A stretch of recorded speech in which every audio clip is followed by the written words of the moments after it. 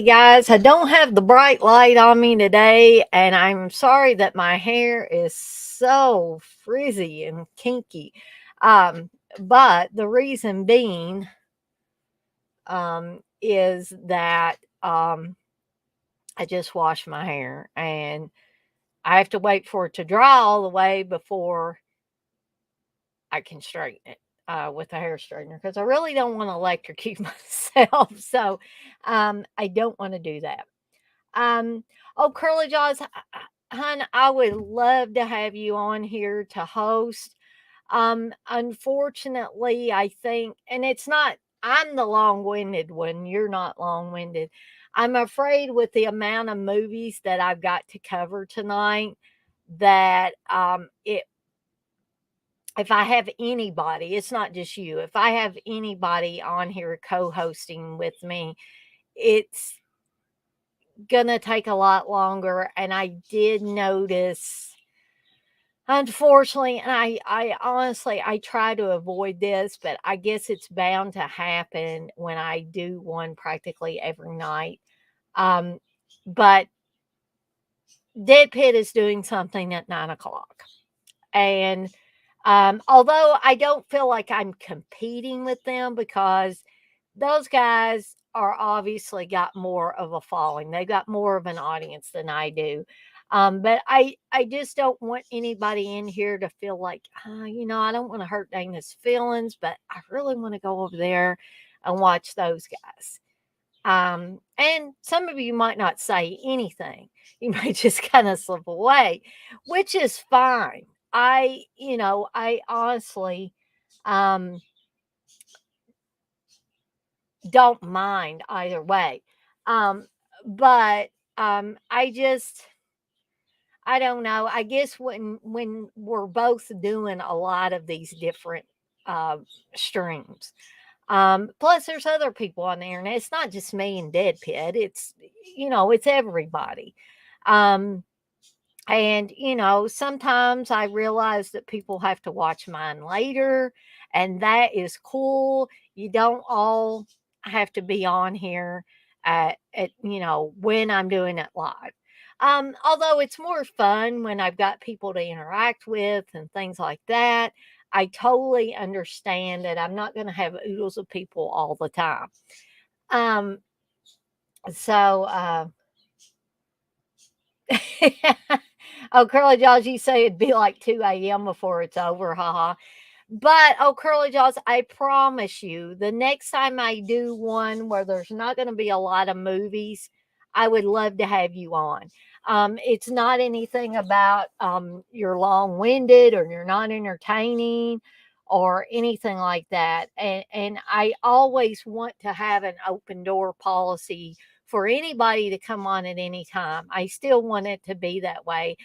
I just figured that tonight, when I was pulling these, especially considering the fact that I'm pretty much going to talk about all the Friday the 13th movies. I think even the remakes in my in my set. So that's going to be a lot of movies in and of itself to talk about those. And then I've got a few others, that are in the letter F grouping. And I do have my Fireball whiskey tonight. I did buy another bottle of it. No, I'm not thinking about drinking the whole bottle. But there, I just like to relax a little bit. I'm not planning on getting shit faced or drunk or whatever you want to call it tonight. I just want to have a little drink. That's all. Um, and it's not really for any reason, you know, it's just, I just feel like drinking a little bit tonight. So it looks like we've only got two people in here. It looks like me elect and old Curly Jaws are my people tonight. Which I am very thankful for you guys. I hope maybe we have a few more coming here, but if not, you guys can enjoy me talking about the letter F movies tonight. Um, yeah, the Thursday night wars. Yeah, that's right. Oh, Curly Jaws. Um, Oh, Curly Jaws, you say Dana, WCW, Dead Pit, WWF, ECW, oh, Curly Jaws.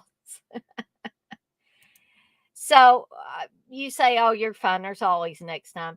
Yes. Oh, Curly Jaws. I guess I always say that anybody's allowed to come on at any time. And I still, like I said, I want to have that open door policy. I want everybody to feel like they've got an opportunity to say, "Hey, Dana, I'd really like to come on tonight." But I really think with old Curly Jaws, I think because I have had him on more than once, and I always enjoy it when I do have him on.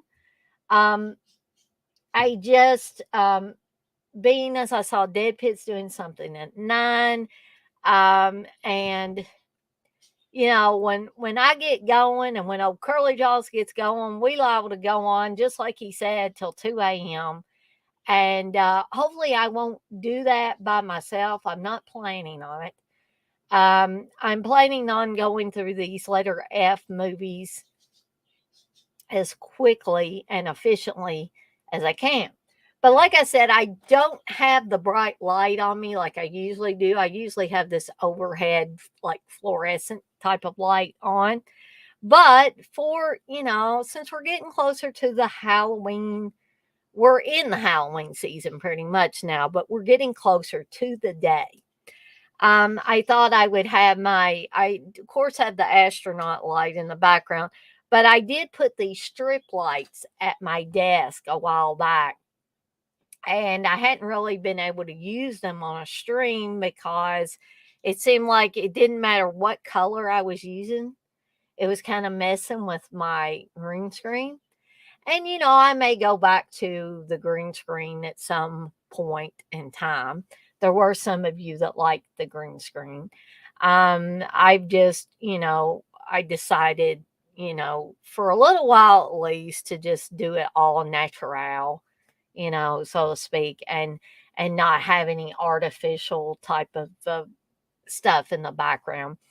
And also give CK a break from the vertigo because he did tell me more than once that the moving stuff behind me was giving him vertigo. And I got to thinking about it. Maybe, perhaps it was giving other people vertigo as well. But I don't want to waste too much time and not get into the movies. There was one thing that I did want to bring up before I got started with the movies tonight. And that is, I finally got a chance to sit down and watch my 4K of Return of the Living Dead. And, guys, I know it's not all about how a movie looks or not all about how the movie sounds.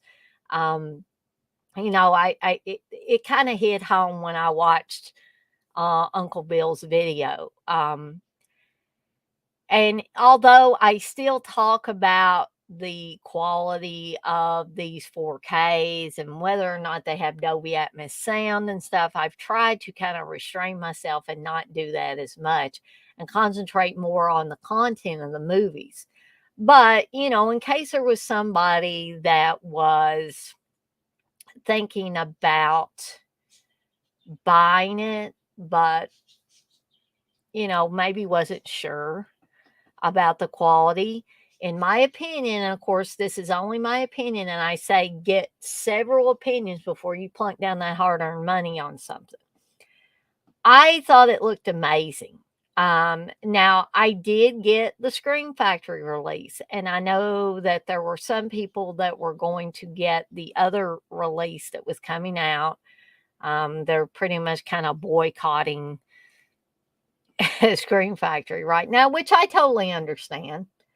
Um, and but I would just like to say that I think the quality is amazing on this 4K that I got from Screen Factory. And I didn't buy it directly from Screen Factory. I know Screen Factory's still getting their share of the money.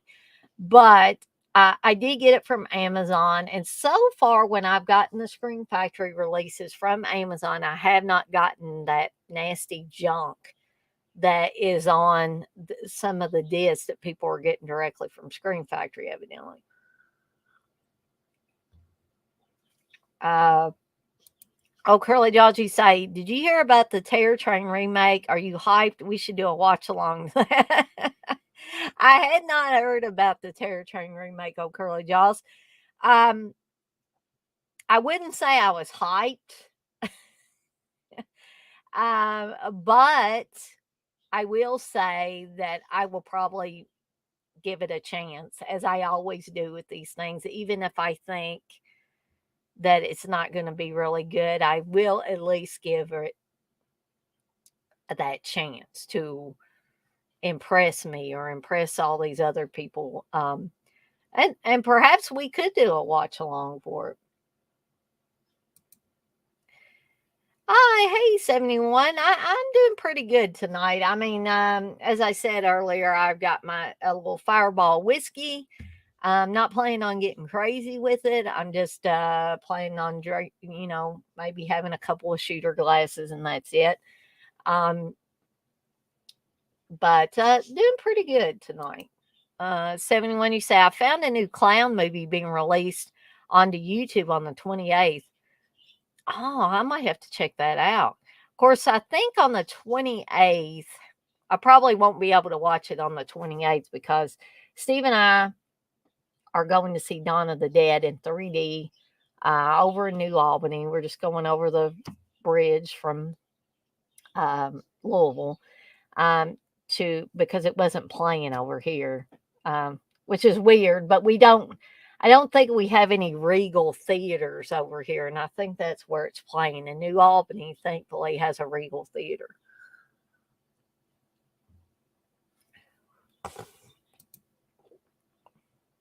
So 71, you say it looks badass. I'll have to check it out. Oh, Curly Jaws, you say it's going to be on Tubi. So are you talking about the clown movie or the Terror Train remake? Oh, Curly Jaws. House of Clowns, 71. That sounds intriguing. It really does. Oh, Curly Jaws, you say as an original.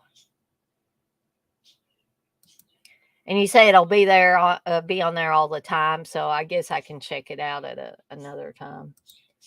But the upload date's the 28th. Gotcha. Oh, Curly Jaws, you say you'll be there maybe. Well, try to hunt us up if you do get to go. Oh, Curly Jaws. You said a Terror Train remake. Ah, okay, gotcha. Um, so the only other news I got before I get to the movies is I did get another email from the the uh, guy that I did the phone interview with the other day, and they are asking about my availability next week, Monday through Thursday. They want to do a Teams interview with me, so that sounds good. I pretty much told them I was wide open, as far as availability. I'm desperately looking for a job right now. I didn't say that to him, but I am. And so I don't have, the leverage to be choosy. So I'll let them pick whatever day and time that they want. And then I'll work around them. So 71, you say that sounds good. Told you. Yeah, I mean, in a way, it seems like things are looking up. But again, I won't relax until I actually get told you have the job. So, um, I still realize, I'm smart enough to realize that there's still that gray area where they could say, well, we did this, this, and this, but, we decided to go with somebody else. They still can say that. So, um, but I am definitely going to put my all into this one and put my best foot forward as I do every time I've ever had an interview. Um, but yes, it very well could be the 171. And, at this point, I kind of hope it is so that next to last week, that Friday, the day they pay me, probably for the last time at Stockyards, I can say, see you guys, wouldn't want to be you, and tell my soon to be former supervisor that I want to pick up my personal things, And she said, if you quit, they're not going to let you back in that place. I said, well, I don't give a shit if they let me back in there or not, but they damn well better give me my box of stuff. That's my personal things. I have, and And two, they better give me all my shit because I have a keyboard there that's like the keyboard I've got here at home, and I'd like to have that back because I may end up selling it. Because if I'm going to be working remotely, then, chances are I'm going to be using my equipment at home, in my home office or at my home desk. And so I might want to sell that off. I might want to sell it on eBay or something, get a little money out of it. But there's also a wireless headset that I bought that I'd like to have here at home to use. And all my little trinkets and things like that, personal pictures and things like that. I want those things. Those are mine. And not stuff to just be thrown around or thrown out when they move to this new location they're supposed to move to. Um, and what I'd really like to do is go to what will not be my desk, but what is currently my desk there at the office, and just clean out all my stuff. I'm not going to take any of their shit. I mean, I don't want it. All I want is my personal things. You say they better return your things. It's right. Sell it to Steve. Yeah, I don't think he cares. I think he thinks it's stupid that I got this one that's like a typewriter and it lights up and is multicolored. It's the same type that I got for the office. Yeah, that's a very good point to bring up, 71. You say make sure to sanitize all your stuff like the headset and keyboard when you do get it for your own safety. Yeah. Because who knows? They may have had somebody sitting at the freaking desk that I have, because it's an odd thing. And I don't know if I mentioned this to you guys or not, but when I was still working for Stockyards, it was a funny thing because I didn't think anybody could see what I was doing in Outlook that it could see. And it's not like I was doing anything shady. What I was doing is because we have a help desk queue at Stockyards, and there's a help desk inbox within Outlook. And my supervisor likes us to keep things cleaned out, or liked us to keep things cleaned out when I was working. So she didn't want things sitting in the inbox that we were working on or had finished or something like that because she feels like it covers up the other stuff in there. So what I did, she had talked to me at least once about getting my stuff out of there as quickly as possible and moving it out of the help desk inbox so the other new requests didn't get covered up. So I thought, geez, Louise, I'm working on this stuff as fast as I possibly can. So what I did was I created a folder in my personal inbox in Outlook that said my tickets. And only things that I'd marked for myself did I put in there. And I put them in there temporarily to get them out of that main help desk inbox until I was finished. And then I would drag them into the completed items. So they weren't staying there and I wasn't deleting them. I was just temporarily putting them there. Well, she told me it was odd one day. She messaged me in Teams chat and said, "Hey, Dana, somebody told me that you were moving things that you were working on into your inbox."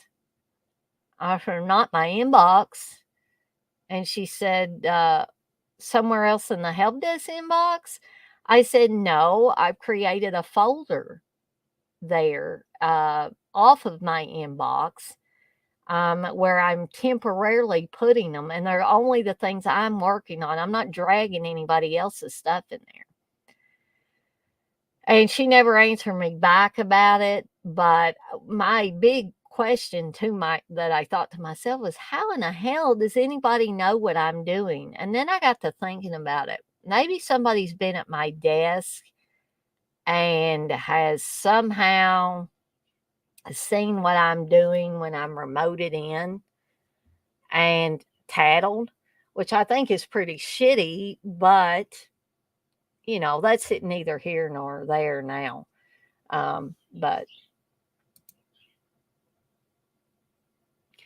well, I think that my supervisor, for the most part, she was nice. But either, she was getting some heat. She would get heat all the time. And then you guys know how that stuff trickles down.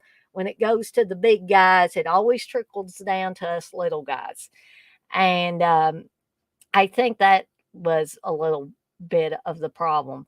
But then I think somebody else was being a bitch by telling on me because she said somebody told her. So that means somebody else on the help desk, because I didn't tell anybody else I was doing that.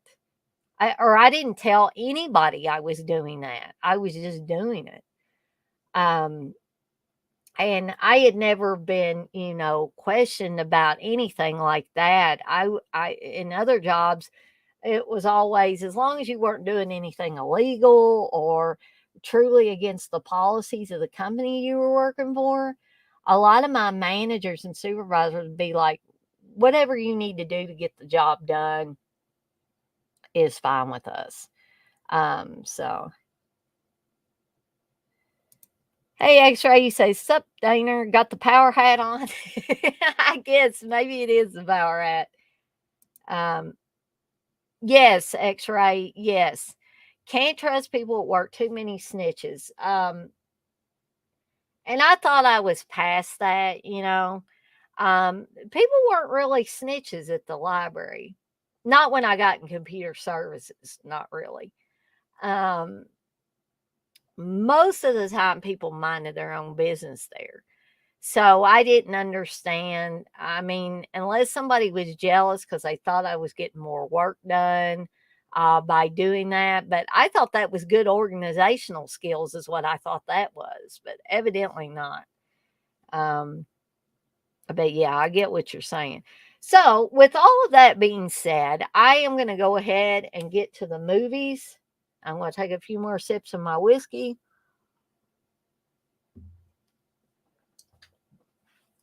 But we're going to go ahead. Whew.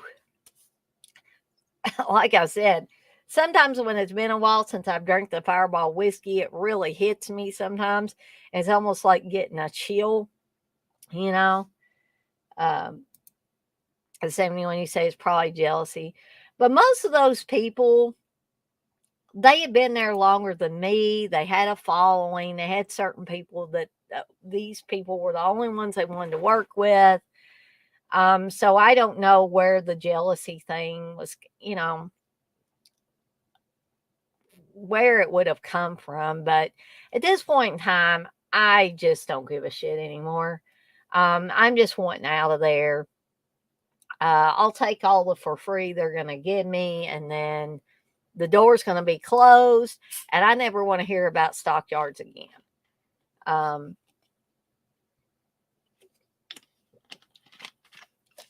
they're, pretty much a lost cause in my book. And I wouldn't recommend anybody anywhere. If there's a stockyards in your neck of the woods, don't work for these people. Don't work for them. Or at least, if you live in Louisville, don't work for them in Louisville. Actually, you say, damn, Dana is drinking grandma's old cough medicine tonight. Yeah. 71, you said, been there. Hopefully this job is the one. I hope it is 71. I'm just ready to close this chapter and move on and just forget about them. Um, yeah, that's truly what I want to do at this point.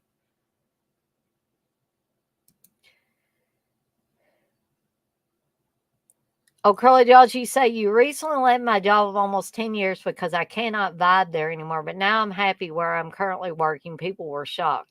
So, oh, Curly Jaws, did you leave the Kroger's job? Is I mean, I'm not trying to be nosy. You can tell me or not tell me. But I, I know you said last night that some shit had went down, and there were some things going on, and I just wonder if that was what was going on. But I'm glad that you're happy now, though. Well, thank you, 71. Appreciate that. So, so you left old Kroger's, huh? So, I mean, again, I'm not trying to be nosy, but do you already have a new job in the works, or you just kind of giving yourself some time before you get something else? Because I totally understand that too. But you guys go ahead, keep throwing stuff up in the chat. I want to get started with this first movie. Um, because it's now 8:30. I've blabbed for like 30 minutes. Um, but the first movie is one that it's another one that me and CK and UB um, go back and forth on, especially me and CK. Um, oh, Curly Jaws, you said that was something different. I got the new job with a different company. Awesome. I'm very proud of you, oh Curly Jaws. You know, used to, I would have been too scared to leave a place. And, I was a little bit scared to leave stockyards, even though I knew that I was being treated unfairly. Um, because, it's not just me now that is affected by if I leave a job or whatever, or if I'm without a job for a little bit. It's, there's Steve to think about. There's our babies to think about, our animals and stuff that need to be provided for. And I can no longer just think about me. I have to think about what is good for the whole family. But, I promise I'm going to get off this train of thought, but I keep thinking about things. Um, I knew that it was going to be, I knew that it was going to be painful for a while till I got something else. And I knew there was going to be depression attached. And I told Steve today, I said, I got to get back to work soon because I wake up and I feel like I have no purpose when I don't work. Um, and I'm not saying that that's a true thing, that people don't have a purpose unless they're working outside the home or, working remotely or whatever they're doing. I'm totally not saying that because everybody has a different situation. I'm just saying, personally, for me, I feel like I have no purpose if I am not working. Um, and I totally feel like I'm letting my family down and all of that. And I'm kind of reminded, whether you like the old Roseanne show that was on or not, but I promise you guys, I'm going to get to the movies, but it reminds me of one of the original Roseanne shows where Roseanne quit her job at the factory. And, it was due to a really hateful boss. And she was having trouble getting another job. And there was one episode where she thought she had a good chance of getting this job, and because she didn't know how to use computers, she got turned down for it.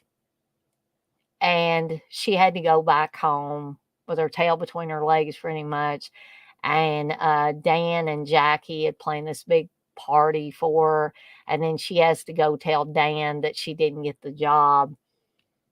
And Dan wasn't mad at her because she didn't get the job. He was disappointed, but he got upset when she started saying, I feel really low when everything's going great for you, Dan, and nothing's going right for me. And then she starts, saying like, you told me to quit my job, and now you resent me for it. And so I know that feeling, even though Steve did not tell me to quit my job. He honestly did not want me to quit my job. But I do feel like Steve resents me for giving up on this job or not rolling over and just going back to work when they told me to, and coming back to the office. And I think he still has a little bit of resentment um, for me, um, for doing that.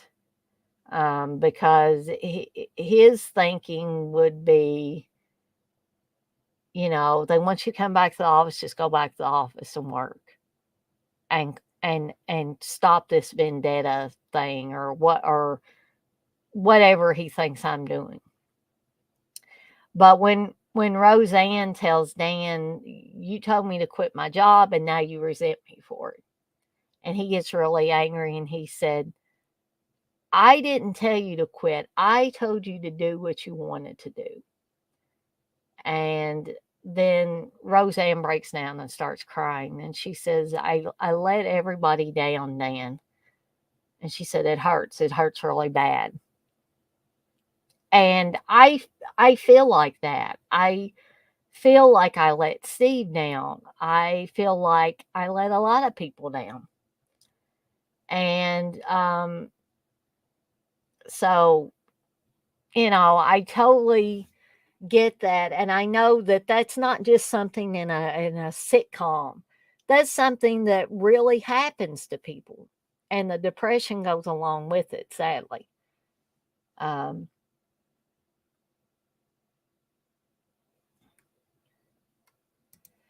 oh, Curly Jaws, you say final exam was better than Madman. Oh, Wes is going to come in here and raise some cane. No, probably not, because he's probably getting ready for this Lost Romero episode. Um, 71, you say, tell me about it, and it's hard not having an income. I mean, thankfully, I am getting some pay.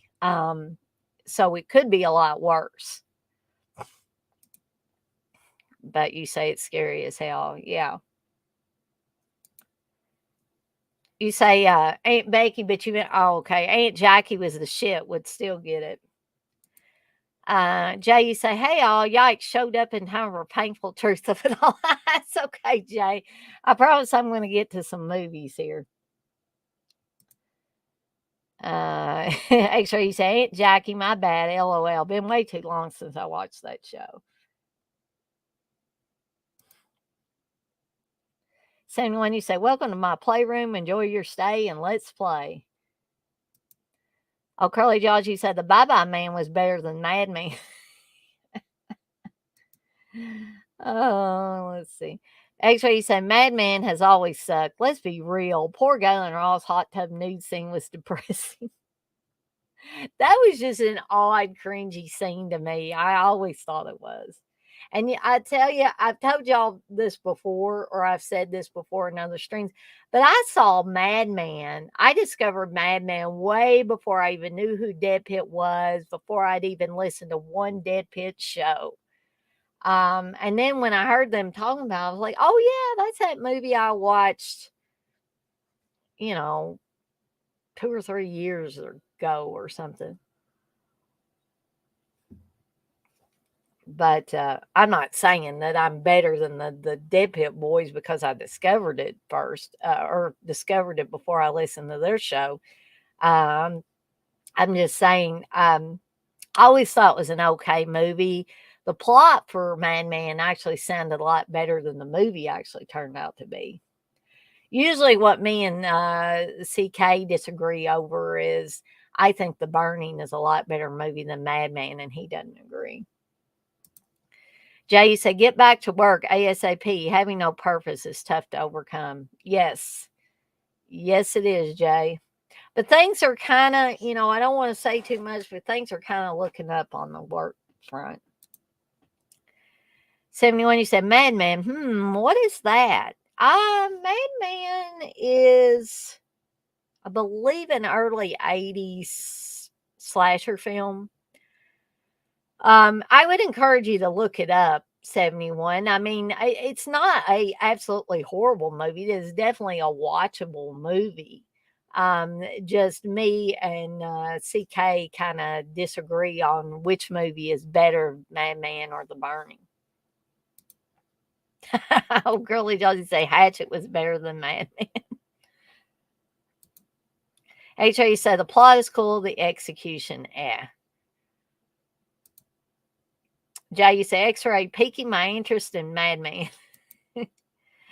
So anyway, back to a final exam. As I said, this is one that me and um, Uncle Bill and CK kind of have some disagreements about. Not like fighting disagreements, but we disagree on if this is a worthy film or not to watch. So let me give you a little bit of a plot synopsis for final exam. At Lanier College, the semester's almost over. Exam week is coming to a close when some upperclassmen play a prank by staging a phony terrorist attack. Okay, now, guys, this is why I say a movie like this would never get made now. With all the school shootings and stuff that have happened, this movie would not get made now. There is no way. Because there is a boy in here that wants to he's got to make an 82 on his chemistry exam, or his parents are going to stop making payments on his fancy car. So this guy is a fraternity guy, pretty much head of a fraternity. So he comes up with this elaborate ruse to temporarily distract the people that are watching everyone through the exam. And he gets his buddy, who's also in the fraternity, to get together some other guys from the fraternity. And basically, they put ski masks on stuff, drive up in a van, and it looks like they shoot a bunch of people with like automatic rifles and take off with a lot of the bodies. Okay. So that is why I say, with all the school shootings that have happened in the last several years, a movie like that would not get made now. It was probably considered pretty innocent and tame back in the early 80s, like 81 when this came out. But now you would not see a movie like this getting made. No way, no how. Um, so, um, but the next moment of excitement at the school won't be a prank. And it's something a lot more final than an exam. Students are falling prey to a knife wielding maniac stalking the school, bent on making sure that for some, school is out forever. And this has the lovely tagline, "Some may pass the test, God help the rest." Um, I think the big problem a lot of people have with this movie, including CK and Uncle Bill, is that the killer pretty much has no motive. This is not about somebody that was treated badly at the school and then comes back to get revenge. It's not anything like that. This is basically some unknown guy who just pulls up outside the college in his van and just decides he's going to come on campus and start killing people.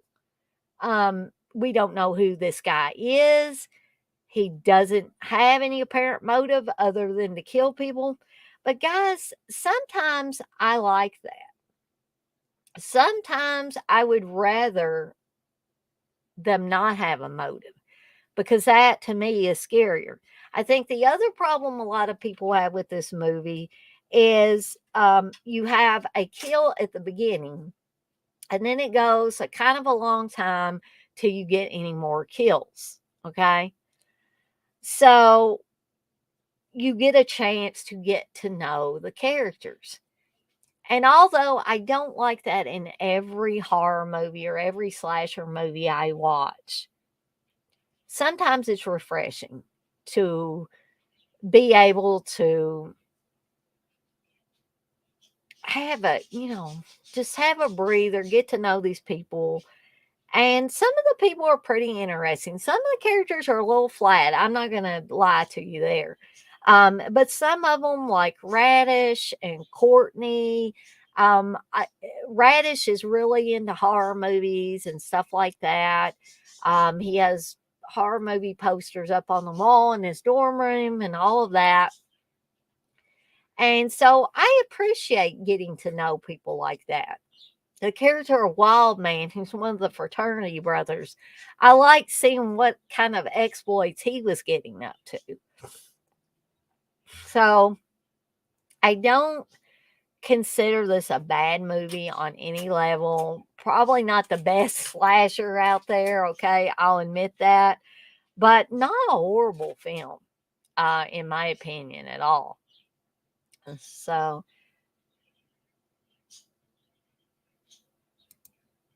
hey, John, you say, she didn't mean it, Mars. Better watch out, smack talking madman.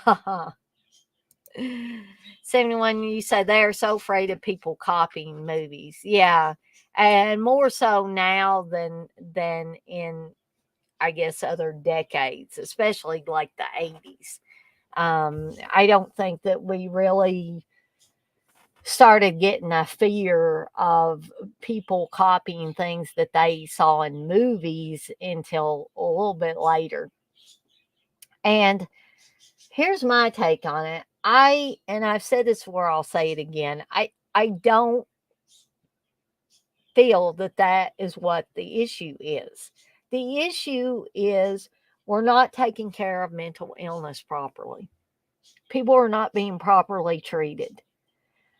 Um, because, there's a lot of people that get bullied at school or made fun of in school, but they don't all, return to the school and kill their fellow students.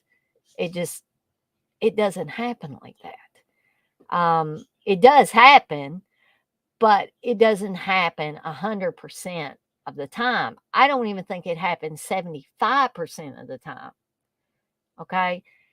And with or without horror movies out there, I don't care if one of these people that went and shot up a school has 50,000 horror movies. I would be almost willing to bet that they did not get the idea to go kill their fellow students from these movies. They got it because they have mental problems that society did not catch and did not treat. And they could not handle being bullied or made fun of, and they retaliated. And sometimes they try to cover it up because they think they'll go easier on them if they say, "Oh, I watched Nightmare on Elm Street," or "I watched Friday the 13th," and that's where I got the idea to go, kill people. Okay, so you got a lot of different things to look at there. Okay.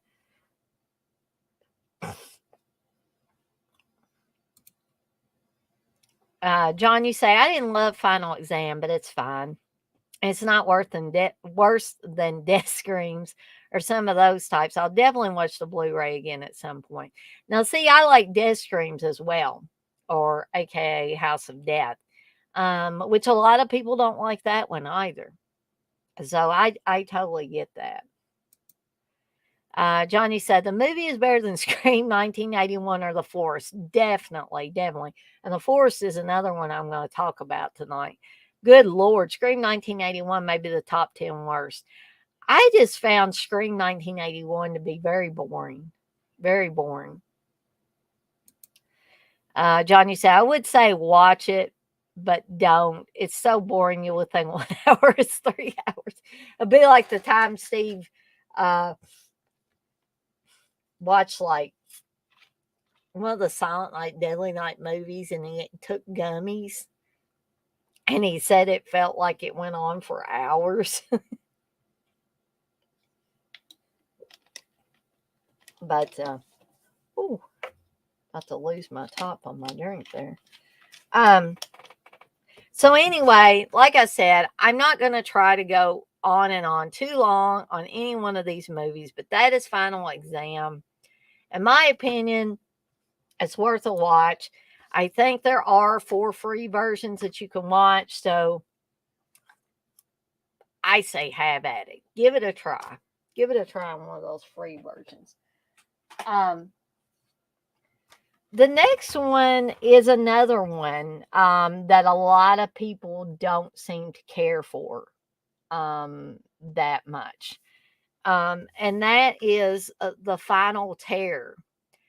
And what I think is interesting about The Final Terror, other than I like the story pretty much, you have Adrian Zemed in here, you have Rachel Ward, young Daryl Hannah is in this movie as well. Um, and also the guy who played Niedermeyer in Animal House is in here as one of the young people. And so I don't know. It's full of like, I guess, bigger names that we would know now, maybe not so much back then when this came out. And also, Joey Pants is on this. Joe Pantoliano. He is in this movie as well. So, um, this was another one that I did not watch in my younger, like, video rental days. I don't even remember it being in the video rental stores back home. But I watched this one much later in life and really, got some enjoyment out of it. I still get some enjoyment out of it. Um so, a little bit of a plot synopsis on this. So, a group of young campers out for what they hope will be a fun filled weekend find their plans spoiled by a disguised, merciless killer who stalks the forest in search of new victims. Soon they are caught in a terrifying web of bloodshed and murder. It is up to the remaining few to defend themselves and put an end to the terror filled weekend, featuring a great cast including Rachel Ward, Daryl Hannah, Adrian Zemed, Mark Metcalf, and that's Niedermeyer from Animal House, Lewis Smith, and Joe Pantoliano, and directed by Andrew Davis, The Fugitive and Under Siege. This pulse pounding film is the final word in backwoods horror. Although I wouldn't call it the final word in backwoods horror, I do think it's a worthy entry into those types of films. Um, I think Sammy's having a dream in there. I can hear him. Um, but once I discovered this movie, I found it really fun, um, scary in parts. Um, it it takes place in the woods pretty much. They're camping. So although it's not Friday the 13th, I do think it's an interesting entry into, if you want to call it backwoods horror, if you want to call it low budget horror, if you want to call it a slasher film, whatever you want to call it, a Friday 13th clone. I still think this one is at least worth a watch. Um, but again, please try to find it in a for free version if you don't already own this one. And I think the majority of you will enjoy it. Like I said, I just don't want you like plunking down any hard earned money on something just because Dana is saying that she thinks it's a good movie, because you guys are your own individual people with your own individual taste. And we're not all going to like things the same. So, although I think some of you will like it, or the majority of you will like it, I would still feel much better if you didn't already own it and maybe it's been a while since you watched it. If you do own it and it's been a while since you watched it, I say, pull the sucker back out, give it another watch. If you don't own it, then find a for free version. I'm sure that this one could be on Tubi, YouTube, something like that, for you to be able to watch it.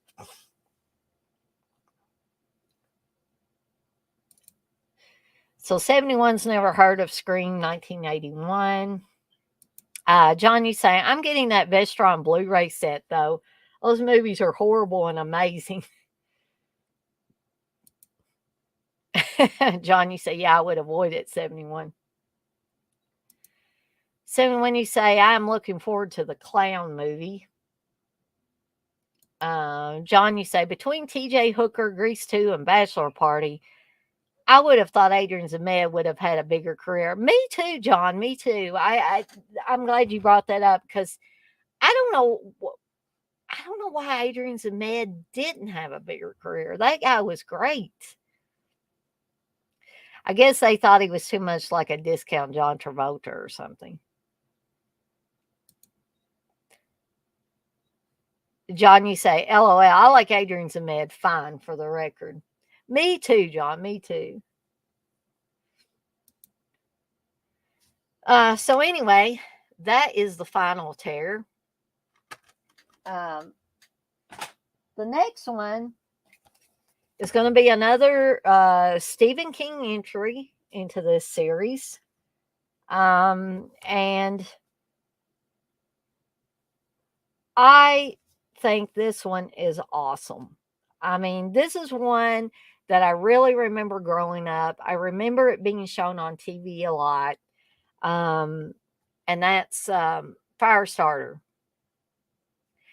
And one of the big reasons why I think Firestarter is such a wonderful film, not just a wonderful horror film, but a wonderful film in general, is that I think that both Drew Barrymore and David Keith were expertly cast in this, as David Keith is the dad and Drew Barrymore is Charlie McGee, his daughter. Because I could almost really believe that they were father and daughter. And if you've not seen Firestarter, you probably wonder why I'm being so poignant about this. So I would encourage people that haven't seen Firestarter to seek out a free version to watch. Again, I'm going to give you a little bit of a plot synopsis for Firestarter, in case there's some of you out there, or some of you that watch this later, that perhaps have not even heard of Firestarter. So Firestarter, based on the unforgettable bestseller by esteemed horror author Stephen King, chronicles the extraordinary life of Charlene Charlie McGee. 8-year-old Drew Barrymore stars as the child who has the amazing ability to start fires with just a glance. Can her psychic power and the love of her father save her from the threatening government agency, the Shop, which wants to control her or destroy her? Filled with blazing special effects and featuring an all-star cast including Martin Sheen, Heather Locklear, David Keith, Art Carney, Louise Fletcher, and George C. Scott in a very amazing role. Firestarter is directed by Mark L. Lester, class of 1984 and Commando, and driven by a pulsating, thrilling score from Tangerine Dream, who also did music for Legend, Sorcerer, and Risky Business. Okay. So I don't know. I'd like to hear what some of you feel about Firestarter for those of you that have seen Firestarter. Um, and, if you like it, hate it, it's just meh, whatever. I'd love to hear what you guys in the chat. We've got about 4 people in here now. I imagine it is now 9 p.m., so people are probably, like I said, going on over to Dead Pit, which is fine. I really don't have a problem with that. But for those of you that are still in here, um, I would love to hear your thoughts on Firestarter. Um, I'm going to talk about it a little bit more before I get off here. Like, eh, just about everybody in this film, I mean, the principal players, you couldn't ask for a better cast, in my opinion. I mean, they really pulled out all the stops with this. Now, some of the background characters, sometimes it's like eh, but George C. Scott, for instance, is right on the mark in this movie. George C. Scott can be sympathetic, but he can be eerily sadistic as well. So, in this movie, he's working for the shop. He's working for the bad guys. And what he is essentially is an assassin. So that when the shop has people that they want to take out, Rainbird, George C. Scott's character, is the guy they send out to take them out. But Charlie doesn't know this. So once they've captured Charlie and her father, played by David Keith, um, they keep them separated and they want Charlie to use her powers because they want to use her basically as a weapon against, countries that try to, mess with the United States, I guess. So, um, they can't get her to do anything. And so George C. Scott says, I can get the little girl to do what you want. And he poses as a janitor and gets Charlie to trust him. And there is a scene that still gives me cold chills every time I watch it, where Charlie falls asleep and George C. Scott's character Rainbird puts her in bed and she's almost in a deep sleep. And he says, "Good night, kid." And she says, "Good night, Daddy." And when she says that, a smile spreads across George C. Scott's face that is so eerie and so chilling that I'm like, oh my God, I can't stand this. I can't stand this. But then I've seen George C. Scott play very sympathetic roles. For instance, The Changeling, where his family is killed, and that is just heartbreaking. But very versatile, very professional, on the mark actor. George C. Scott could pretty much do anything, in my opinion. So, Jay, you say you're here listening. Well, we're back up to 5 now. Um, oh, Curly Jaws, you say, I've never seen Firestar. I saw the trailer for the remake. It looked interesting. Well, I'm not going to tell you not to watch the remake, oh, Curly Jaws. I haven't watched the remake. Just, I don't know. I just haven't felt the need to. But I would also encourage you to give the original Firestarter a try as well. Um, 71, you say Firestarter is a classic. I totally agree with you there. And for people that don't trust government agencies, which I don't, and evidently Stephen King does not as well. Um, Stephen King was pretty much a child of the 60s, or a teenager of the 60s. So, um, he, I guess always felt like the government was up to some shady deals all the time. So um, it's no surprise that he came out with a lot of books that kind of cover shady tactics by our government or the CIA, the military, whatever. And, from the stand on down. So, anyway, like I said, I'm not going to spend a whole heck of a lot of time because we got a whole buttload of Friday the 13th movies to cover tonight. So that's Firestarter. Highly recommend this one. If you've not seen it before, please find a for free version and watch this because I would love to know what some of you that have never seen it before, what you think after you see it. But this is one that gets one of my highest recommendations. I can't help it, Again, I don't want nobody, or I don't want anybody to go spend money on it if they've never seen it. Um, I would rather you watch a for free version. So, anyway, moving on to, and I have both the original and the remake of this in my stack. I actually like both of these. And that is The Fly. This one is the original black and white The Fly. And I love this cover too. I just love like with the shadow of the fly creature and the shadow falling over the woman there. I just always loved that image. Now,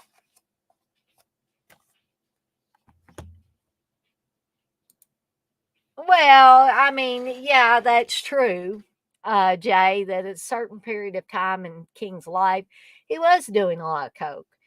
But I don't do a lot of coke, and I'm paranoid about the government. And so, I think in Stephen King's case, with or without the cocaine, he would have been paranoid. And I think, I'm not arguing with you. I'm just saying I think he had every right to be paranoid about the government. I still don't trust our government. And I don't think I will ever fully trust our government. Um, just because, whether you believe all the stuff that has come out over the years over things like, for instance, and I think I've talked about this before, there was a movie and a book or a mini series that came out after the book called The Sleep Room.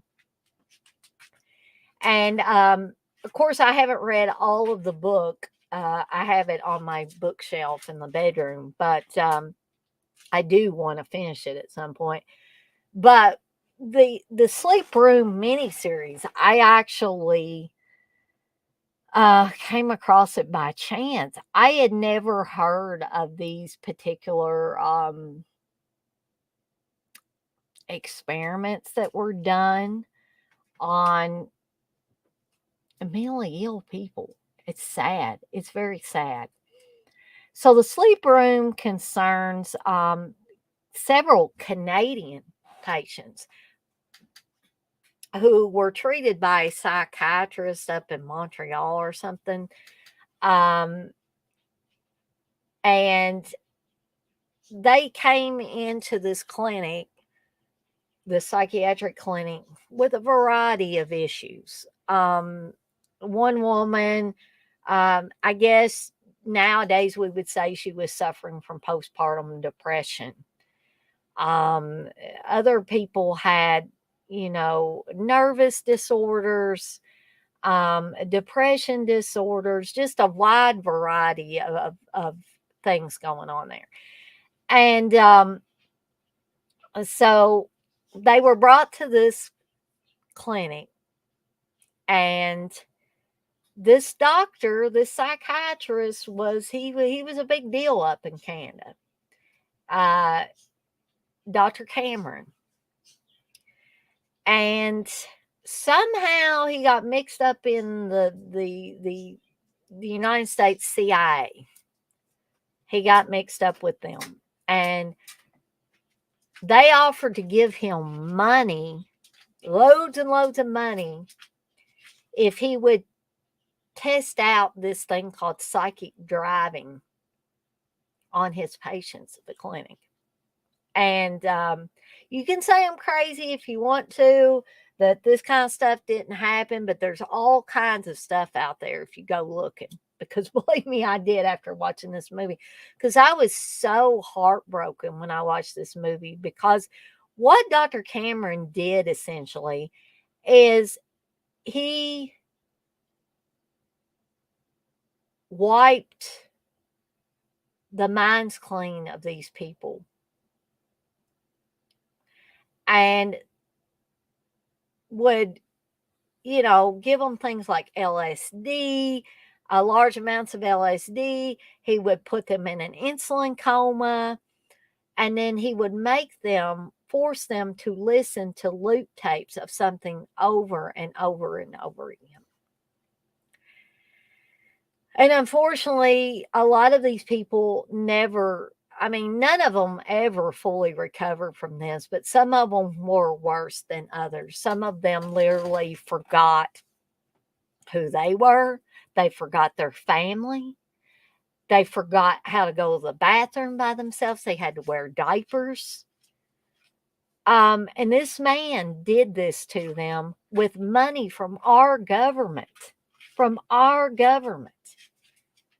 And I'm sorry, I get really passionate. I get angry about that. Plus, there were other cases of this happening with people in the United States, prisoners, people in drug rehab centers.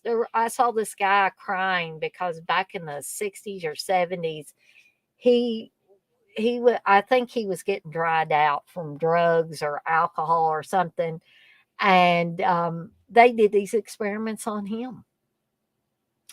And I don't know. I could get off on a whole other train of thought, but maybe I'll have a whole show on that. But Jay, I'm not mad at you at all for bringing that up. I just they got me thinking about that other thing. Jay, you said one should have a healthy distrust, in my opinion. Yeah, I think so too. Oh, Carly Dodge, you say, fuck that Ronald Reagan piece of shit. Anti smuggle my ass looking like a cockroach. Uh, oh, Curly Dodge, you say, Stephen King knows what he was talking about. Yeah, I think in a lot of cases, with or without the cocaine, I think Stephen King knows what he's talking about. But anyway, back to The Fly, the original The Fly.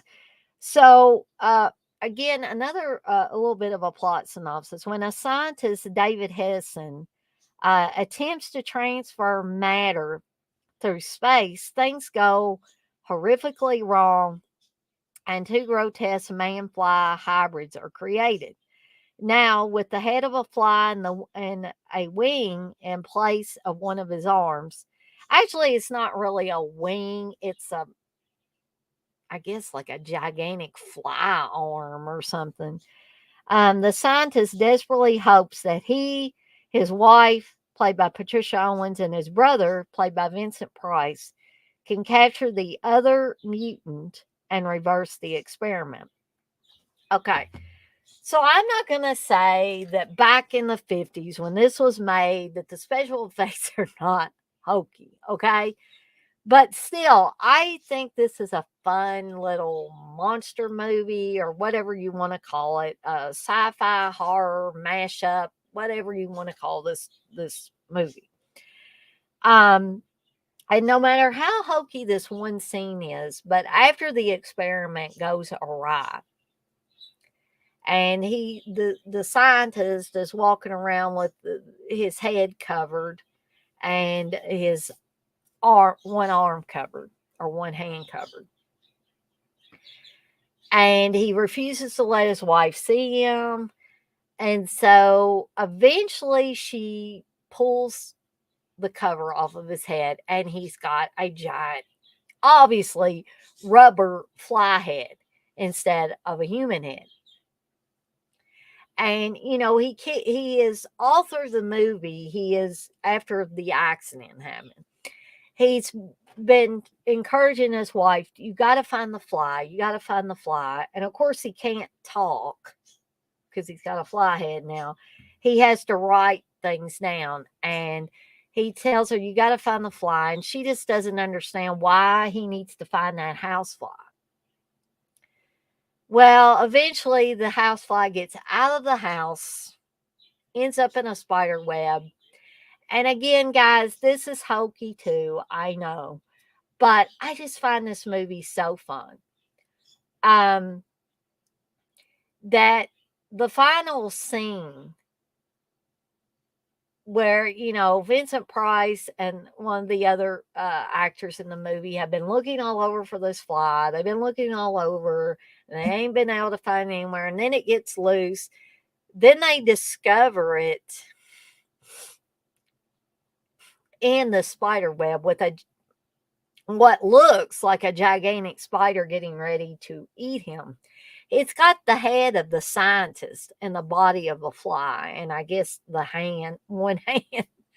And he's going, help me, help me. And, they know the spider is going to get him if they don't do something. And so I guess they take drastic measures, and the one guy takes a rock and bam, one and done. Gets rid of the spider, gets rid of the mutated fly head or human headed fly creature. And I don't know. I just find this to be a fun movie. There are some creepy moments in it, even though it's, some people would say, well, that movie's older than dirt. That movie's not really relevant for today. Well, it may not be, but I just find it fun. Some parts of it are creepy. And something I found amusing is that final scene where Vincent Price and the other guy are outside close to where the spider web is. And it is said that the reason why Vincent Price and the other guy are not facing each other is because during the filming of that scene, they could not stop laughing if they were looking at each other. And I guess it's because really the absurdity of this creature, the half guy, half fly creature caught in the web, was naturally amusing to them. So they could not quit laughing. And so finally, I guess the director said, y'all turn away from each other so you won't be looking at each other. And that was the only way they could get through the scene. I find those little tidbits of information always really interesting. And 71, you say the fly is great. Curly Jaws, you say, I'm surprised the fly has not been remade again. I'm not really surprised that it hasn't been remade again. And here's why. Because I think the time has come and gone to make something like that. I think when they did make the remake of it, when Cronenberg made the remake of it, I think that was the right time, the right place, the right everything. And I really couldn't see anybody wanting to remake it now. 71, you say second remake. I sure as hell hope not. I think Vincent Price must have had a great sense of humor too. Look at all these kind of, I mean, not all of them, but some of them were pretty schlocky horror films. And you would have to have a great sense of humor to be in numerous ones of those and still manage to have fun with them. And so, anyway, that is the original The Fly. And this is, believe it or not, this is a Blu-ray of it. So then the next one, of course, is the 1980s remake that David Cronenberg did of The Fly. Okay. Um, and somebody said The Fly is a true Cronenberg masterpiece. And, you know, I don't like all remakes that come out, but I do think that this one is a good remake, a worthy remake, a little bit, I mean, quite a bit more gross of a remake. But actually, I had read that there were certain other scenes that had to be taken out of it, I guess, before it could get an R rating. That Cronenberg had to take out that were even more kind of sickening or gross or what, explicit, whatever you want to call it. Um, in this chilling remake of the horror classic, Jeff Goldblum stars as an overly ambitious scientist who accidentally merges with a housefly. While conducting a bizarre teleporting experiment, now his journalist girlfriend, played by Gina Davis, suddenly finds herself caring for a hideous creature whose insect half gradually begins to take over. And I think that that was something that the original Fly didn't expand on. For instance, there's a scene after Jeff Goldblum's character of Seth Brundle gets really bad. I mean, at first he thinks, "Oh, am I dying?" Um, because his teeth start to fall out, his fingernails are falling off, and he gets more and more hideous as time goes on. And but there is a scene where uh, Gina Davis hasn't seen him for a long while, and he basically says he needs to see her, and it's like he's losing his mind too. The fly is starting to take over any sort of humanness he would have. And he starts to talk about insect politics and all this stuff. And she's crying and she says, I don't understand what you're saying. I don't understand what you're trying to tell me. And he says, I am saying I will hurt you if you stay. And she runs at that point. And that is a scary scene, but it's also a heartbreaking scene. Um, because at that point, they're kind of both crying. And he is saying, no, no. And he's crying. She's running down the hallway out of his apartment and crying. And, if you were to apply this to, let's say, somebody was that you loved with all of your heart, told you they were dying, I think it would be kind of the same thing, that I'm dying, there's no fixing this. I've got cancer, I've got, maybe at this time you could say I've got AIDS, whatever. And I think that would have pretty much the same kind of effect. But with this, you have a little bit of an extra layer of he's not dying, he's becoming something else. But again, there's no control over it. He can't go back in time. He can't fix this. This is totally out of control. And so this is a horror movie. This is a sci-fi movie, but there's also a love story in there too. And you may be thinking, Dana, there's no love story to this. Yeah, there is. Because when Jeff Goldblum's character, Seth Brundle, was human, he was in love with Gina Davis's character. And I think even At near the very end of the movie, when he is completely changed over into this fly creature, there's still enough of Seth Brundle left to have her want to kill him.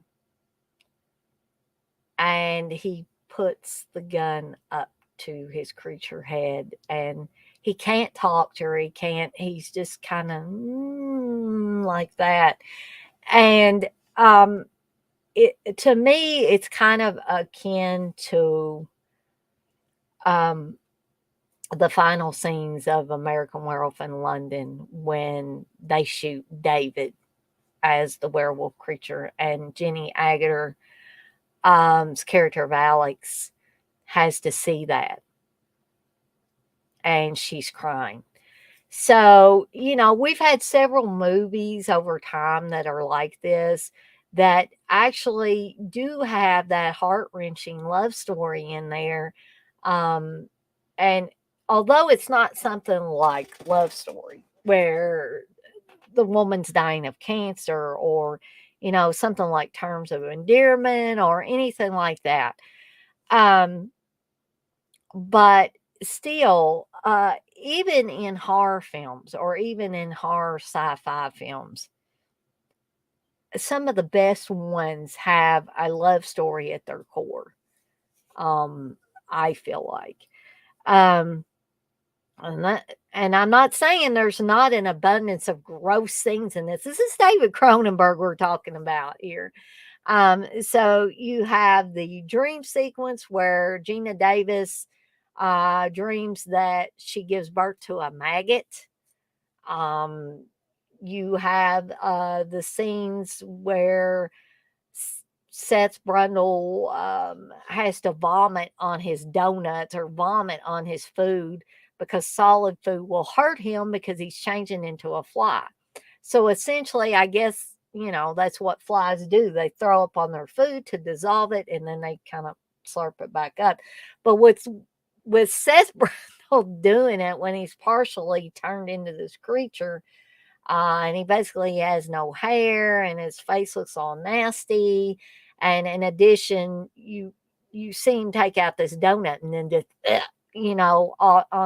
on top of the donut. And again, there's nothing he can do about that. That he just, it spontaneously happens, I guess, when the fly part of him is hungry. Um, Jay, you say you're eagerly waiting Curly Jaw's opinion. Everybody's gotten strangely quiet while I'm talking about the remake of The Fly. So I don't know if I just totally turn people off or grossed them out or what. But anyway, I would recommend The Fly. I would actually recommend having a double feature if you can, and watching the original Fly and then watching Cronenberg's remake, and kind of, doing a comparison of the two. The next one is a John Carpenter film, and that is The Fog. Yes, this is my 4K steelbook that I got in. And no, I'm not going to go on about the quality of it, um, because that's not really what I'm doing in these. And, you know, basically, the story of The Fog is this.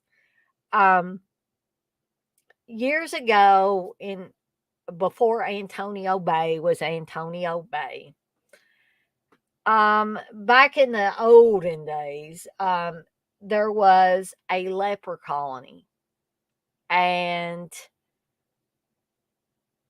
the people that pretty much created Antonio Bay wanted this guy and his friends. They wanted their money, they wanted their gold, but they didn't want a leper colony coming and living in Antonio Bay. So they pretty much, with the help of the local priest at the time, um, did this elaborate ruse where the ship that these guys were on from the leper colony crashed on the rocks. They all died, and then the priests and these other people stole their gold, and that's how Antonio Bay came to be. Now, 100 years later, Antonio Bay's celebrating, and you have Adrian Barbeau playing Stevie Wayne, the local DJ, um, with the sexy voice and all that. You've got Charles Cyphers, who many will remember from Halloween, playing the Weatherman. Um, you have Tom Atkins on here, who picks up a hitchhiking Jamie Lee Curtis and ends up going to bed with her the same night.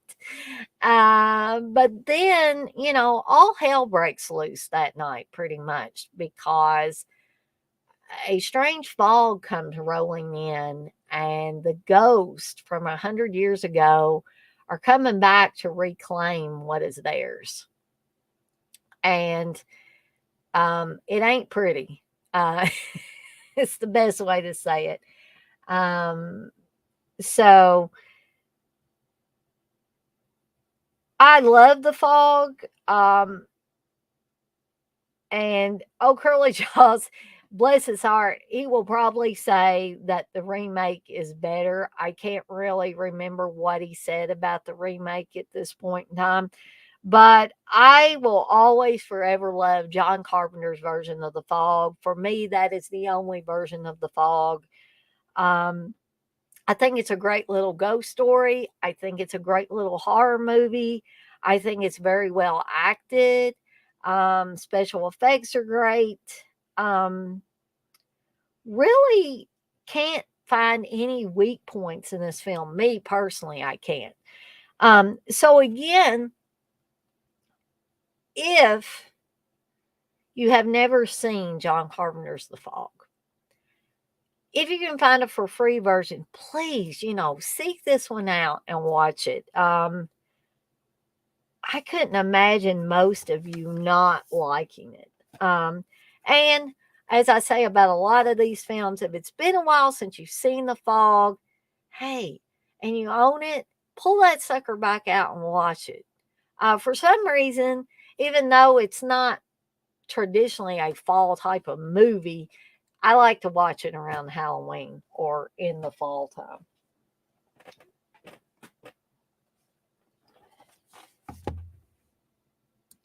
71, you say you like the way I describe it. Well, thank you. I appreciate that. So the next movie is one of CK's favorites, and that's The Forest.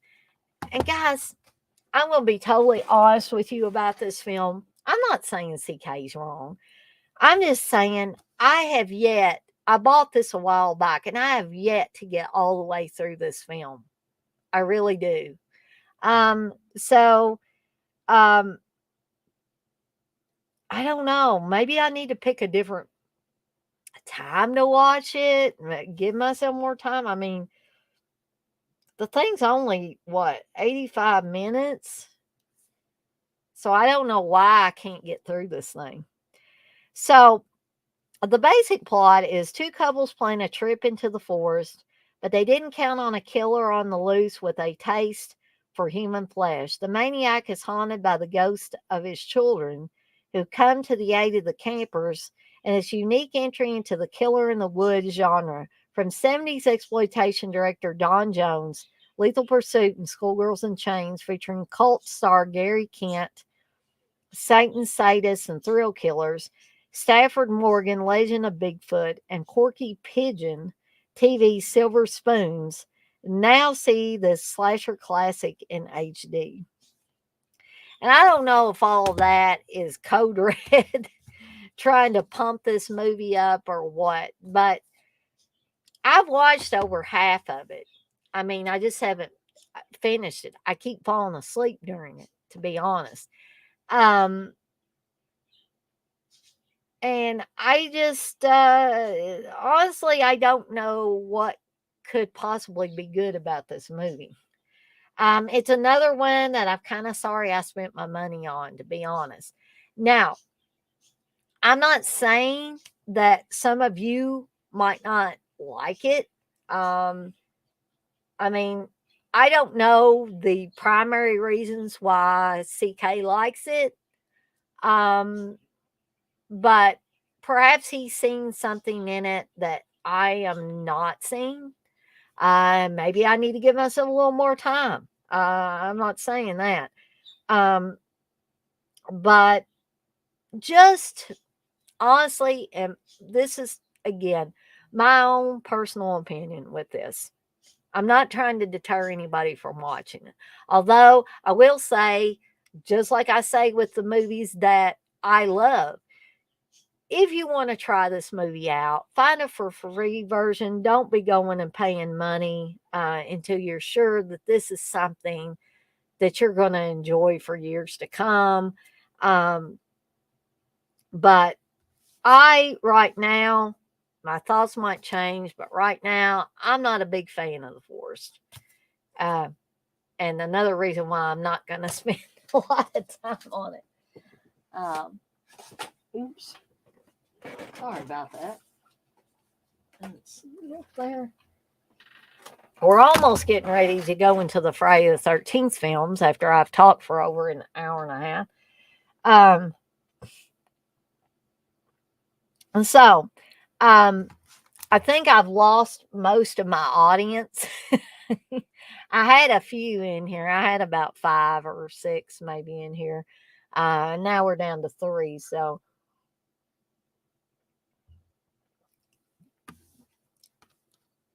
ooh. See, sometimes that whiskey doesn't hit me like that, and other times it just really. So now we're up to 4. Anyways, the next one I want to talk about is Frailty. And this is a movie that I've come to enjoy more and more over the years. I watched it again recently and enjoyed the hell out of it once again. And so, um, let me read you a little plot synopsis on this. So, years after terrorizing a small Texas community, the God's Hand Killer has returned, leaving in his wake a perplexing trail of fear and death. Convinced that he knows the killer's identity, Fenton Meeks shows up at FBI headquarters, intent on putting an end to the murderous rampage and relieving his conscience of his family's sinister secrets. This, once again, has a great cast. You have Matthew McConaughey. You have Powers Booth. You have Bill Paxton. God bless his heart. Um, so this is just, I don't know, is one of those few films, later films, because this one was like 2002 when it got released, that is just so amazing. I have to periodically talk about it. Um, it has the scares, it has the suspense, it has fantastic acting in it, and it really has a storyline that takes so many damn twists and turns along the way that you don't know if you should be turning right or left by the time you're done. Um, but one thing that I always say every time I watch this is an awesome movie. This is a really well made movie. And guess what? It was also directed by Bill Paxton as well. Um, and it also has a lot of themes in here. Um, some people say it's about religious mania or religious fanaticism. Um, some people um, say it's about, you know, being able to pick out really evil people. And it doesn't matter which side you're on. I think that this movie will work for both groups of people, or even groups of people that don't even fit into one of those two groups. This movie is a little bit longer than some of the other films I've been talking about tonight at 100 minutes, but it's not overly long. And the movie is so well made, in my opinion, that it doesn't seem that long. It really doesn't seem that long. Um, and at the core of it, it's the story of a father and his two sons. That is at the core of it. And that's what makes all these other things that happen not only terrifying, but heartbreaking as well. So, if you have never seen Frailty, and you can see Matthew McConaughey's face in there, um, I highly recommend this. If, of course, you can find a for free version, which I bet you can find it somewhere. And I would love to hear what some of you or all of you think about this movie. Any of you that have never seen it, if you have seen it, I'd love to hear tonight what you think about it.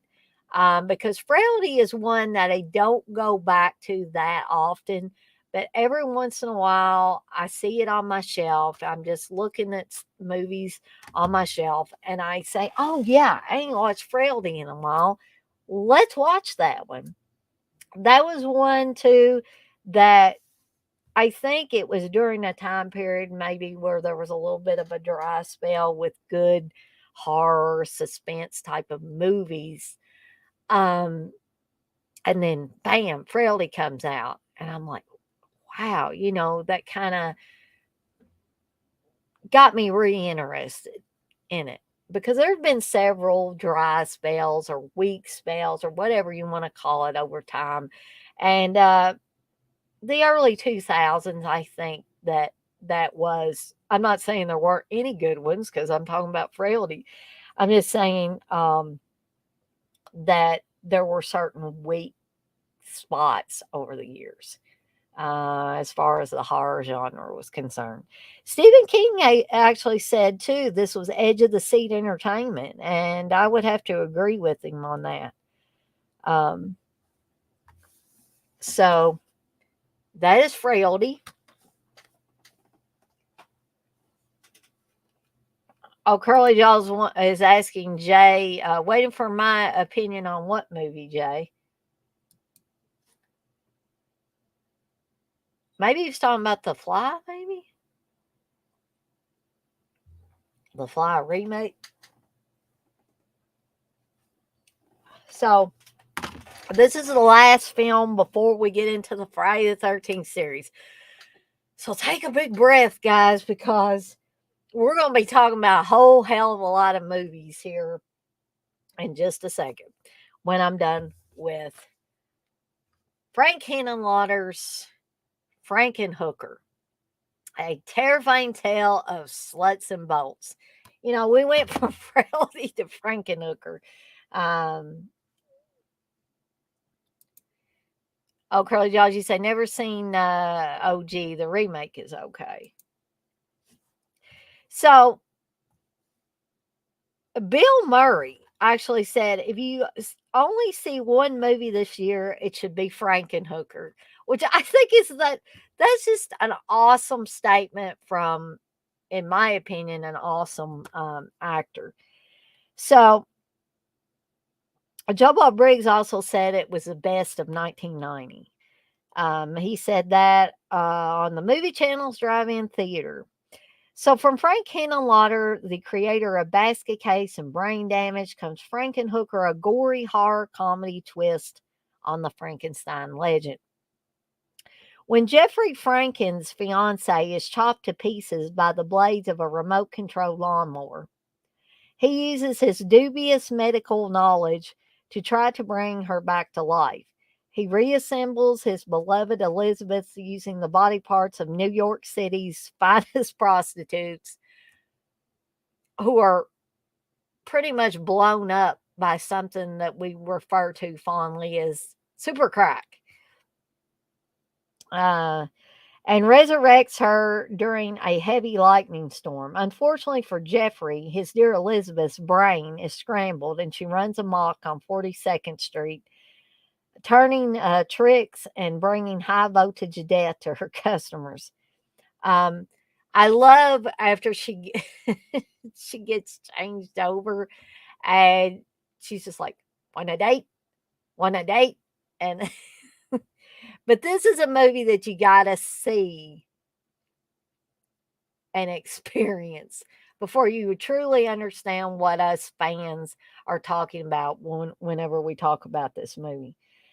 Synapse Films is proud to present the uncut version of Frankenhooker in an all new 2K high definition transfer created from original vault materials and digitally remastered in 5.1 surround sound. So, um, yeah, Frankenhooker is a fun one. I would still have to say probably Basket Case is my Henenlotter favorite, but I do enjoy Frankenhooker. The only basically the only Henenlotter movie I've been a little disappointed with was Bad Biology, which was a later film. I just really couldn't get into that one the way I got into Basket Case and Frankenhooker and all of those. Um, and I'm not saying that you guys wouldn't like Bad Biology. I'm just saying that for me, in the grand context of Frank Henenlotter movies, it is a weaker film. Hey, Texas, you say Blissful and I watched Frankenhooker and Psycho Gourmet as a double feature. And that actually is an interesting double feature, Texas. Um, I and you're gonna say I got Psycho Gourmet tonight, but I actually did not like Psycho Gourmet at all. But I love Frankenhooker. But I do again think that that is an interesting double feature. So moving right along, we're gonna get into the big, humongous Friday the 13th section of this stream before we have 4 more movies to talk about. Okay. So I'm going to start things off with Friday the 13th, the original Friday the 13th. This is my 4K copy of it, the only one I'm not really taking out of my big Screen Factory set.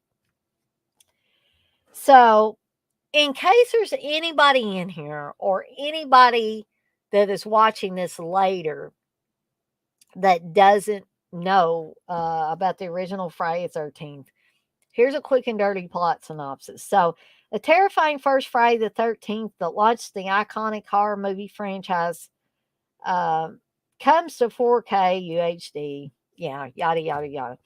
So, the thrills start when the new owner and several young counselors gather to reopen Camp Crystal Lake. Years ago, a young boy named Jason Voorhees drowned, and a series of vicious murders occurred thereafter. Despite locals' warnings that the place has a death curse, the the new crew continues to relaunch the camp. One by one, they find out that an unlucky Friday the 13th can be how unlucky Friday the 13th can be as they are stalked by a violent killer. For those who dare for an extended scare, both the unrated and theatrical cuts are included. Now, Friday the 13th was one that I didn't even know when I first watched this movie that there was an uncut Friday the 13th. You know, that only came years later. So, if you've never seen Friday the 13th at all, what I would suggest if you're going to watch it, and again, find these in for free versions, guys, if you don't already own them, is to watch the theatrical version of Friday the 13th first. Let that sink in. Then watch the uncut version. Because honestly, uh, other than a little extra gore thrown in there, this is my opinion only, guys. I don't think there's a whole lot of difference between the theatrical version and the uncut version. Yeah, I was excited when the uncut version come out. I was like, "Oh yeah, I'm getting to see all the stuff that I didn't get to see when this first came out." Another thing about the original Friday the 13th, I did not watch these suckers in order. I did not. I didn't watch the original Friday the 13th until years after watching stuff like Friday the 13th Part 3, um, uh, Friday the 13th The New Blood, um, Friday the 13th Part 4, all of those. Part 3 was the one that was on heavy rotation on television, usually around Halloween and stuff in my neck of the woods. So it was years before I saw the original Friday the 13th. And I was under the impression, a lot of people was, that it was going to be more of Jason killing campers. And boy, was I surprised. But I was pleasantly surprised by this. Some people might not have been so pleasantly surprised. They might have been, not enraged, but very disappointed, kind of like people that watched some of the other Halloweens and then saw Halloween 3 and it's like, I don't really get this and all of that. So I really like the original Friday the 13th. Um, I never and probably old Curly Jaws and some other people will be shocked and surprised to hear that I don't hate the remake of Friday the 13th. Um, I just, if I had my druthers, that I would rather watch the original Friday the 13th, but I don't hate the remake. I do feel like, in a lot of ways, that the remake was one of the better horror remakes out there. To be honest, there I said it, and I'll talk a little bit more about that when I get to that one. So I'm gonna try to go through these kind of quickly, not spend a whole ton of time on any certain one of these. Okay, and I'm gonna try to get these out of there um, without just dumping them all out on my desk or on the floor. So the second Friday the 13th Part 2, has Amy Steele in it, who a lot of you guys over time I've heard love Amy Steele. I mean, I think Amy Steele's great in this. It's pretty much, spoiler alert, a final girl. I think that she's good in that role. I also enjoy Laura Marie Taylor. Laura Marie Taylor was actually in another movie that I'll be talking about when I get to the G's, Girls Night Out. And I'm not going to talk about that tonight, but I actually like Laura Marie Taylor's character in Girls Night Out better than I do Friday 13th Part 2, but I still enjoy her in this. I still think she's good in it. Um, so, again, a little plot synopsis for Friday the 13th Part 2. Just when you thought it was safe to go back to camp, here's even more heart pounding terror. 5 years after the horrible bloodbath at Camp Crystal Lake, all that remains is the legend of Jason Voorhees and his demented mother, who had murdered 7 camp counselors. At a nearby summer camp, the new counselors are unconcerned about the warnings to stay away from the infamous site. Unwitting and unaware, they roam the area, not sensing the ominous lurking presence. One by one, they find that the grisly legend is real. Suspense and screams abound as terrifying follow up to the original smash hit film. Okay. So I feel like Friday the 13th Part 2 is a worthy successor to the original Friday the 13th. Um, Adrian King's character, again, spoiler alert, gets dispatched early in this one. She played Alice in the original. Um, Also, Tom Savini is not doing the special effects in this one. Okay. And that may not bother anybody in here, but for huge Tom Savini fans, it might give them pause. Um, this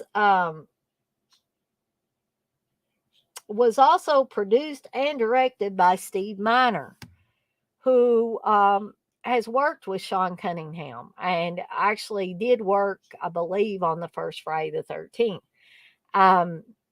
But in this case, he's taking the directing helm. So, as it says, the body count continues. And basically, guys, that's what Friday the 13th movies are. Plain and simple, they're body count movies. Okay? I'm not going to lie to you and try to tell you that they're any more or any less than that. Okay? But for the most part, the majority of the Friday the 13th films, I find them entertaining. Now, I'm going to tell you which ones I don't find that entertaining. But you can take what I say with a grain of salt. But again, I'm not going to lie to you. They are body count movies.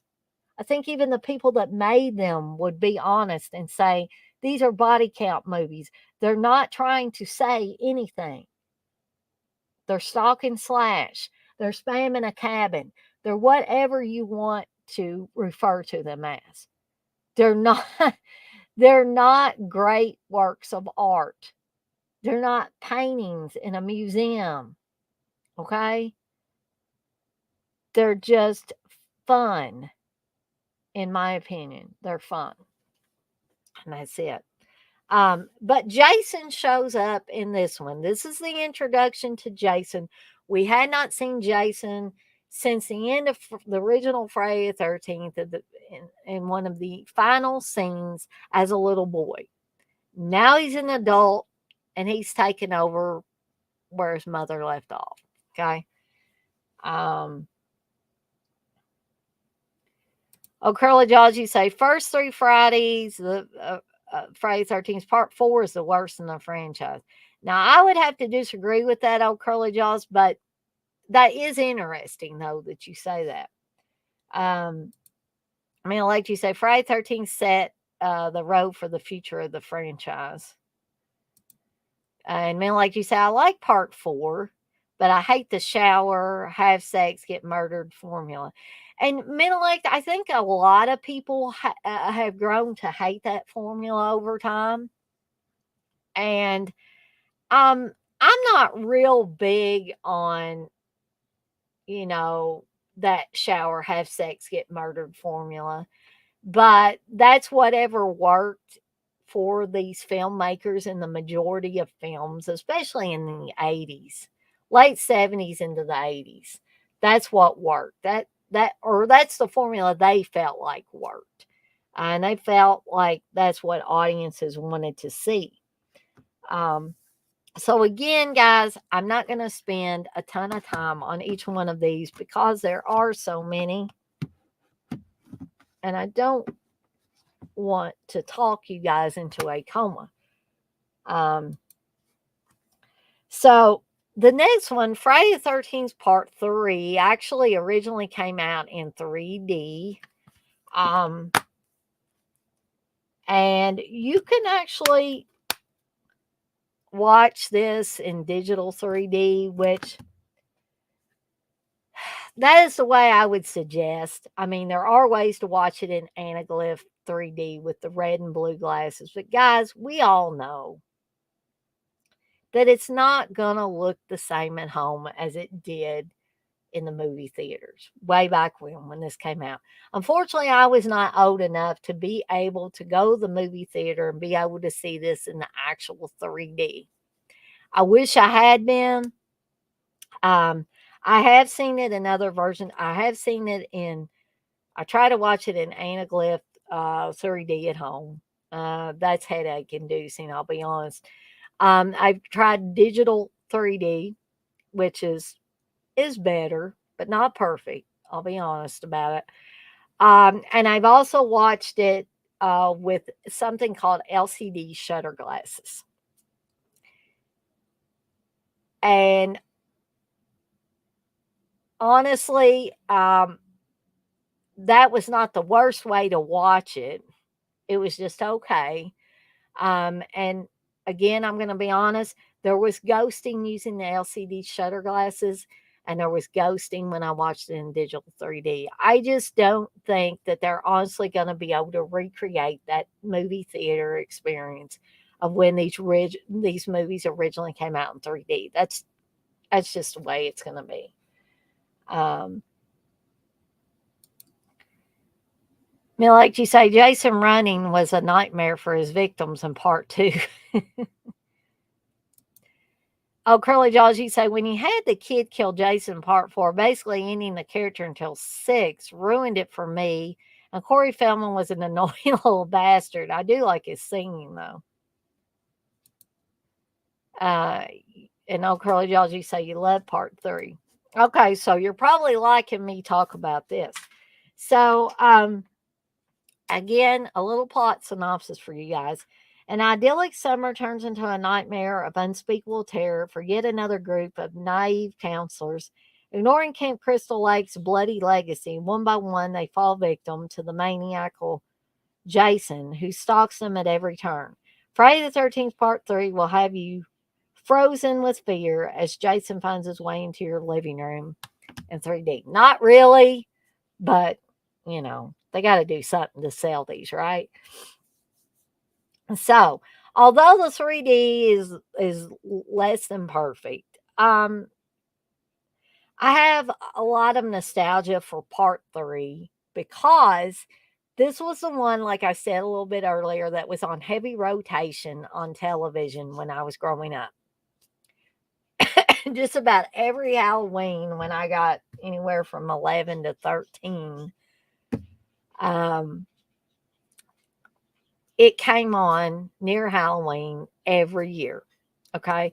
The first Friday the 13th didn't. The second Friday the 13th didn't. But you could bet your bottom dollar the Friday the 13th part 3 would be on. Okay. So I think that is why I have a soft spot in my heart for part 3. Because a lot of it's because of that nostalgia. So, um, moving right along to part 4, which, oh, Curly Jaws, I'm sorry. I got to talk about it because it's in my Friday the 13th movies, and it is an F title. And that's not a grade. I'm just saying it starts with F. So, Friday the 13th, the final chapter, or Friday the 13th, part 4.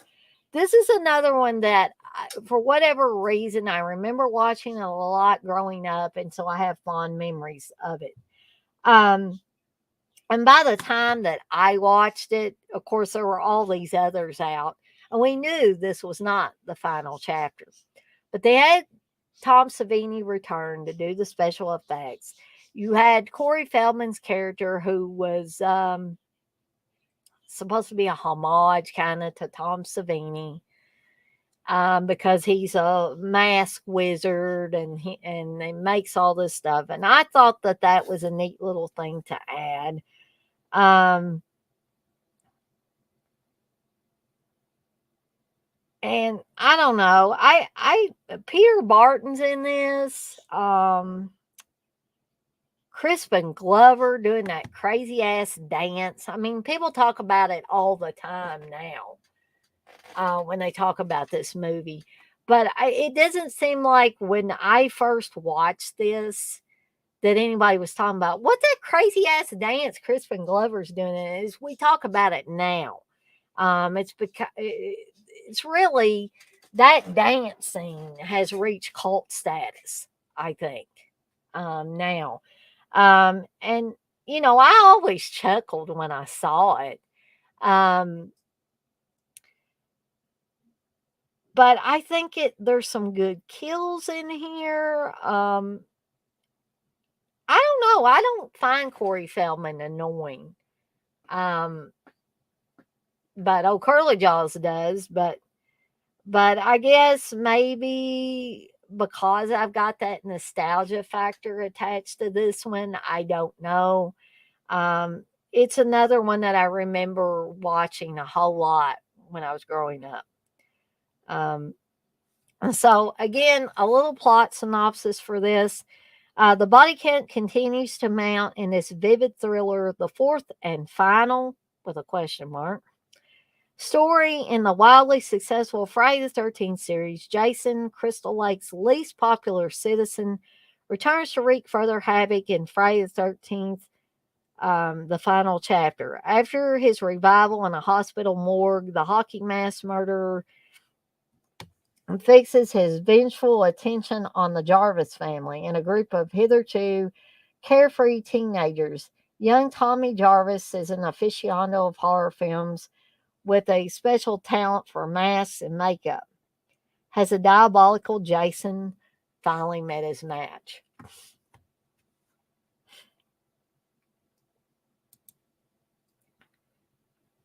Oh, Curly Jaws, you say it's my grade. Oh, Curly Jaws, you want to know is part four your favorite, Dana? I'm hesitant to say it's my all-time favorite, but it is at the top of my list of favorite Friday the 13th films. I would probably have to say the original is my ultimate favorite of Curly Jaws, but part four's up there. Um, if anybody ever goes back and listens to some of the older Dead Pit shows, I did call in on one of their Friday the 13th specials and talk to the boys about some of the Friday the 13th films, and I know that I mentioned the final chapter as being one of my favorites. Not the favorite, but one of my favorites.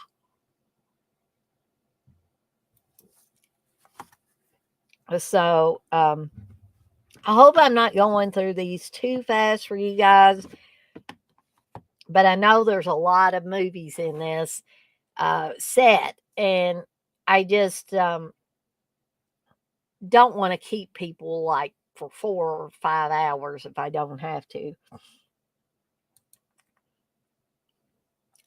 Oh, Curly Jaws, you say it would have been better if Jason had killed the kid in the movie and threw him on a spike or something. Then I would have given it an A plus. Oh man, that's great.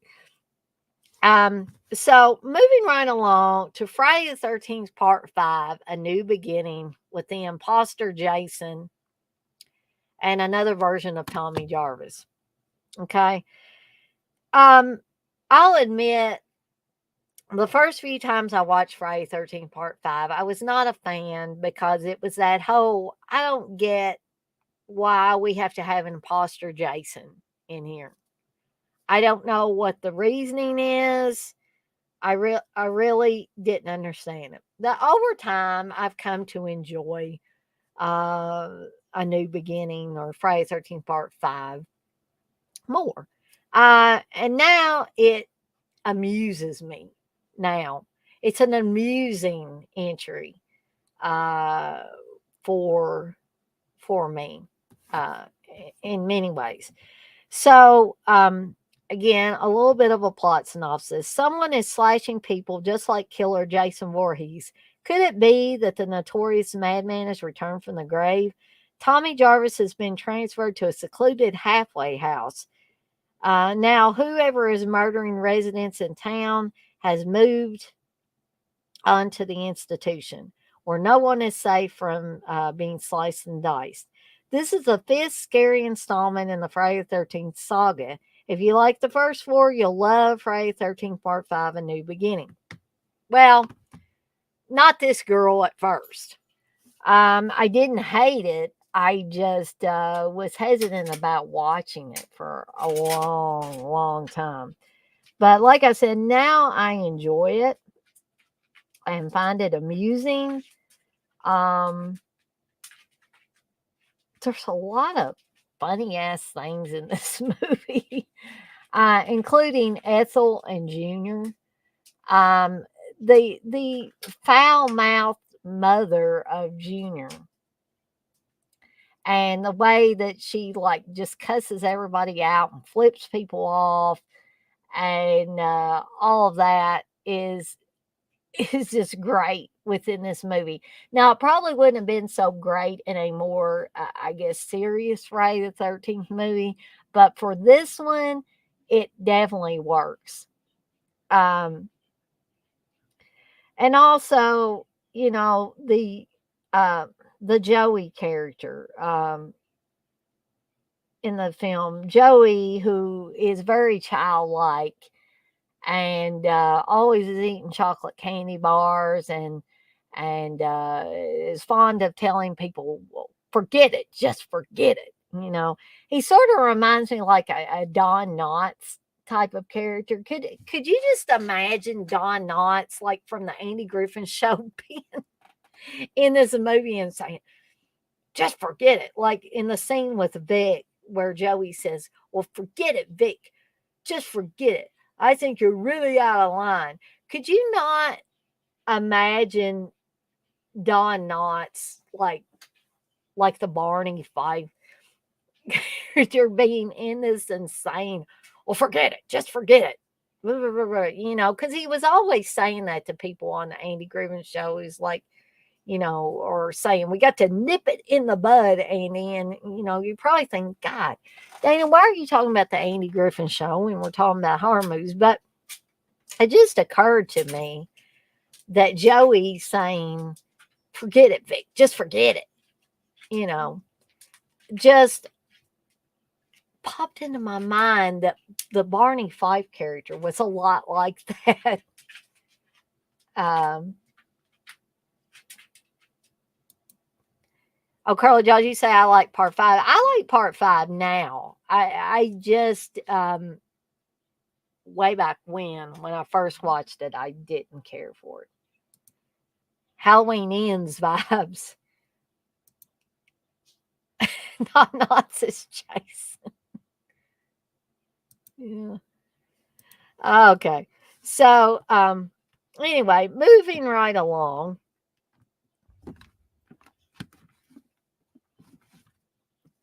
to Friday the 13th, part 6. Jason lives.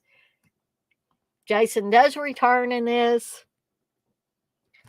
The original Jason, although played by many different people, till we get to this next one.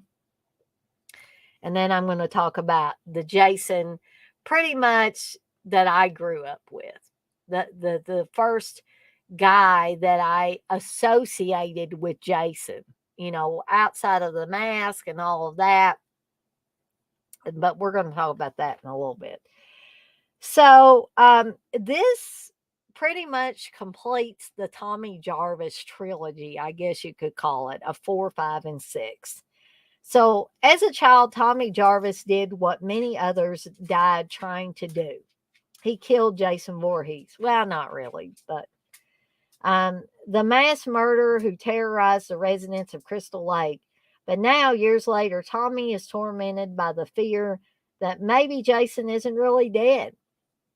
So, Tommy and a friend go to the cemetery to dig up Jason's grave. Unfortunately for Tommy, and very unfortunately for his friend, played by Horshack from Welcome Back, Kotter.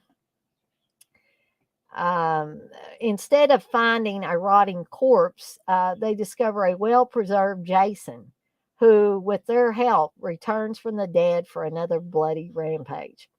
Something else that this movie has is Alice Cooper music in it.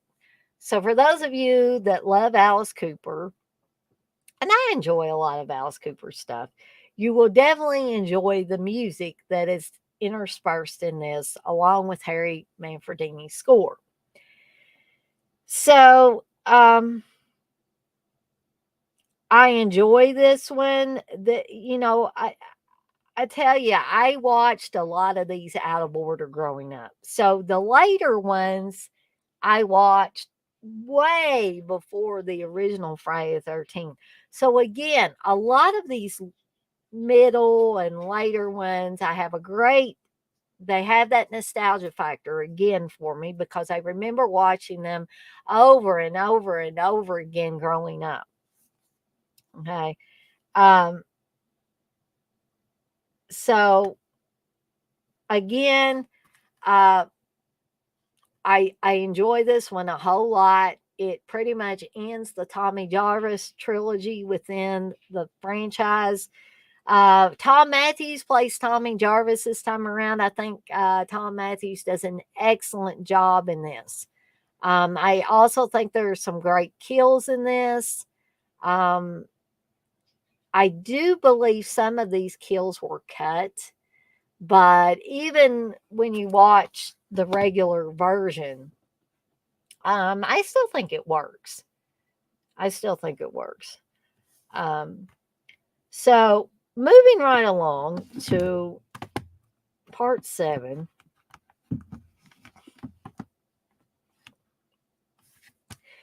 This is the one that, although I didn't watch first, okay, this is the one that really started I guess this is the one that really started my love of Jason, because this is the first time Kane Hodder ever put on the hockey mask, guys.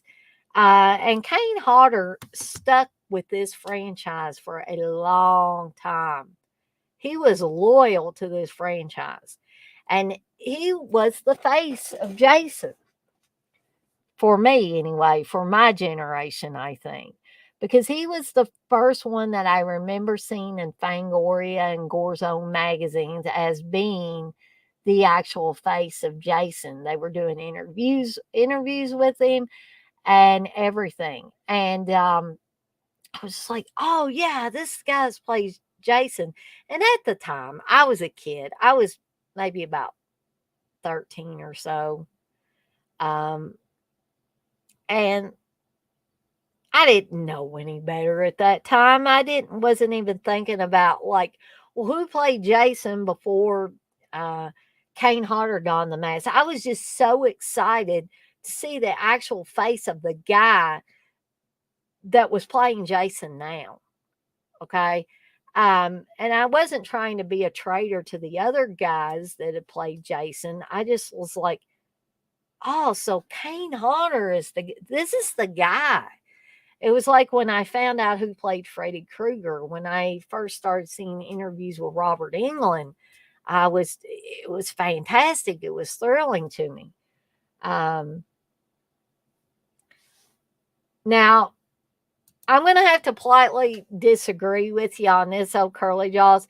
I like Derek Mears. I think he's a nice guy and everything. And I'm not saying that he didn't play Jason well. But for me, the top person playing Jason for me has to be Kane Hodder. Um, Curly Joji said part 7 was good too. Carrie versus Jason. Exactly. Um, we have Lar Park Lincoln's character of Tina, who does have telekinetic powers, who ends up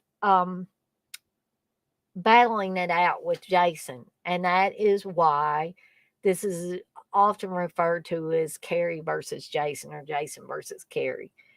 Um, Something else about this movie that probably a lot of people know now, but didn't back then, is this has been called Fry Gay. And the reason why is there a lot of male actors in this movie turned out to be gay, um, including uh, Kevin Blair or Kevin Spiritus, who plays the love interest of Tina in the movie. Um, so I just, it's kind of like when they started talking about all the gay themed things in Nightmare on Elm Street 2, and the fact that Mark Patton came out as gay several years after that movie was made. And people were like, aha, now I understand. Okay. So, but that's not the only horror movie that has had, I guess, I don't think that they really said that Friday the 13th Part 7 or Friday the 13th The New Blood had any gay subtext to it, but it's just surprising that a large number of male actors in this movie turned out to be gay. Um, which it doesn't bother me at all. It totally does not bother me. Um, and doesn't affect my enjoyment of the movie in any way, shape, or form. So, a little plot synopsis again. Ever since the homicidal maniac Jason Voorhees got trapped in his chains at the bottom of Crystal Lake, the nearby summer camp has been operated without a hitch, without a murder. But one of his this season's happy campers have brought along a deadly secret. Tina Shepard can see the future and levitate objects. Her doctor knows just how dangerous telekinesis can be, but he's out to exploit her, not help her. And now it's too late. Tina has accidentally unchained Jason from his watery grave, and the bloodshed is underway, or bloodbath is underway. Tina's special powers are her only hope for survival. But what chance does even a telekinetic teenage girl have against an axe wielding maniac? And that is Friday the 13th, Part 7, The New Blood. Like you say, you like Part 5 too? Okay. So, moving right along is another one that in the series that there's quite a few people that don't like this one. And that is Friday the 13th, Part 8. Jason Takes Manhattan. A lot of the reason that people don't like this one is because they say, no, Jason doesn't take Manhattan. It's Jason takes a cruise ship. And I would have to agree. Pretty much a lot of the action takes place on a cruise ship where a group of high school graduates are having one last fling before they graduate, and Jason ends up on the ship and havoc ensues, basically. So we have Kane Hodder returning as Jason. And again, that's why I find Kane Hodder so admirable. He was that passionate about this character that he said, heck yeah, I'll return. He didn't just say one and done. I'm going to go on and do something else. And so that's why I think what happened to him later in the franchise was so shitty. And I'm going to talk about that when we get to that particular movie. So, Curly Jaws, you say Part 8 is my all-time favorite. And I find that interesting, though, Curly Jaws, because not a lot of people refer to that one as their favorite. Now, I wouldn't say that this is my favorite, but I find it fun. I do find it fun. And something that a lot of, well, maybe not a lot, but some people have said that they do not like the fact that Jason turns back into a little boy. Spoiler alert, sorry. At the end of this film. But I thought that was interesting. I really thought that was kind of an interesting way to go with it. Much better than some of the other things that they've done over the years with these films. Hey, Red, you say, hey, you people. Like you said, Friday the 13th, 2009 film does not get the respect I think it deserves. And it probably doesn't, Menelect. And probably the reason why is because there are so many diehard fans of the original series that I think that that's why, like you said, it doesn't get the respect that it deserves. This is one remake where I don't hate it.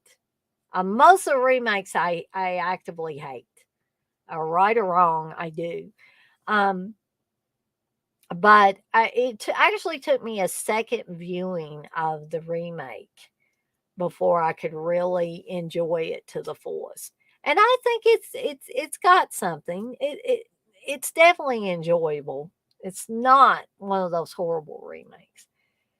Um, oh, Curly Josh, you say when Jason kicks the boombox, and then when he lifts up his mask and looks at those guys, are like, "Oh no, man."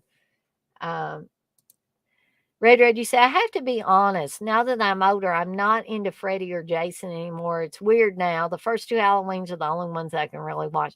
No, I mean, it's not really weird, Red, because I don't know how old you are exactly, and I'm not going to ask because I don't think that would be very nice. But for instance, I've talked about my mom before. She used to be really into the slasher type of films, and now she just has absolutely no interest in watching 'em. She doesn't have any interest in watching Friday the 13th or Halloween's or Nightmare on Elm Street or any of that stuff.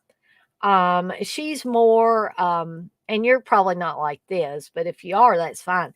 My mom is more into like haunted house type of movies or maybe suspense movies or things of that nature and not slasher films per se.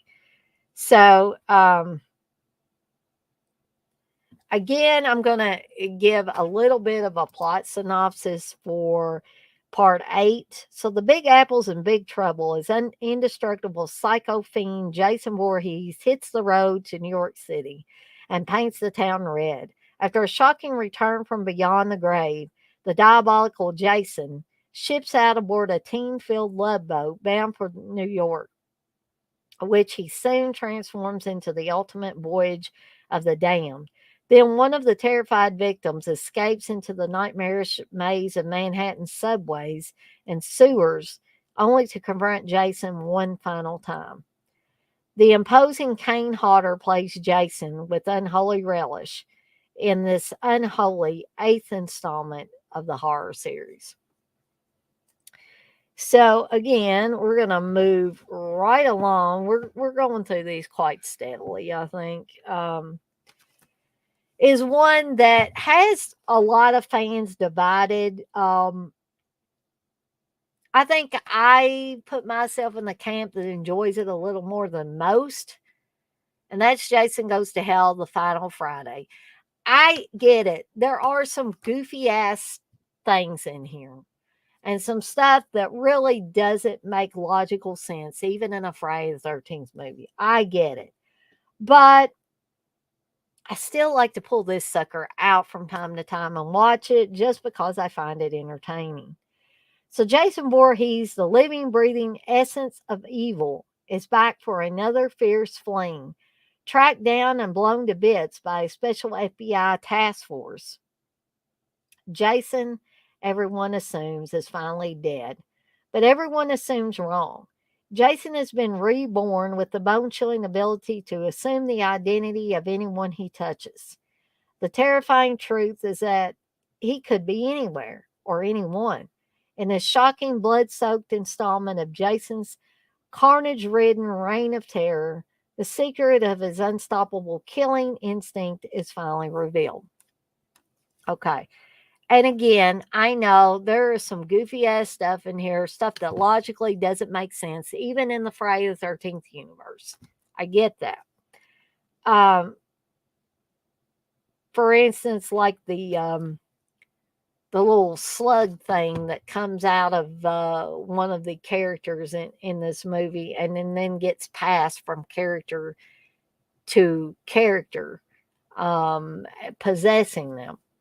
Um, And people complain that you don't really get to see Jason a lot because he's possessing other people. So you've got other people walking around possessed by Jason Voorhees and killing people.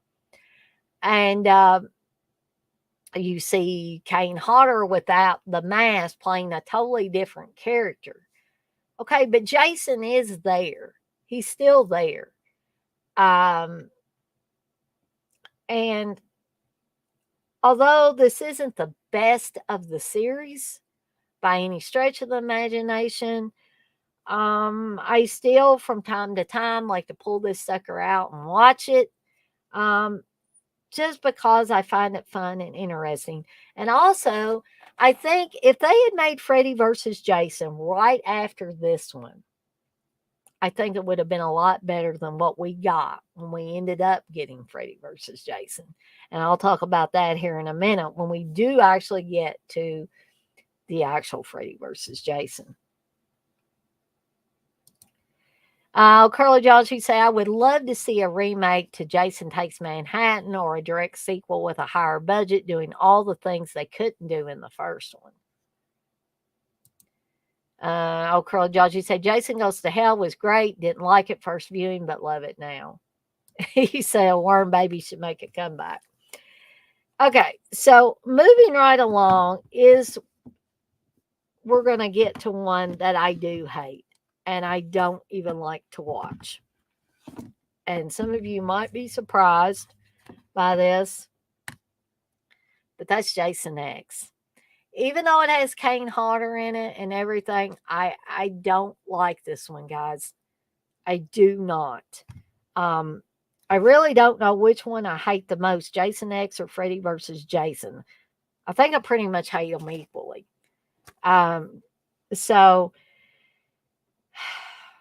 yeah, this is pretty much Jason in space, which I don't think that they need to do. I think that the whole, you might think I'm being a little sanctimonious saying that this is silly and everything in within the context of a series that a lot of people already think is silly and doesn't make any logical sense.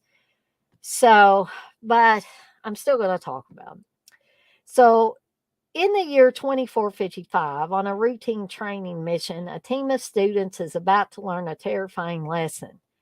Through the years, Jason Voorhees has claimed over 200 victims.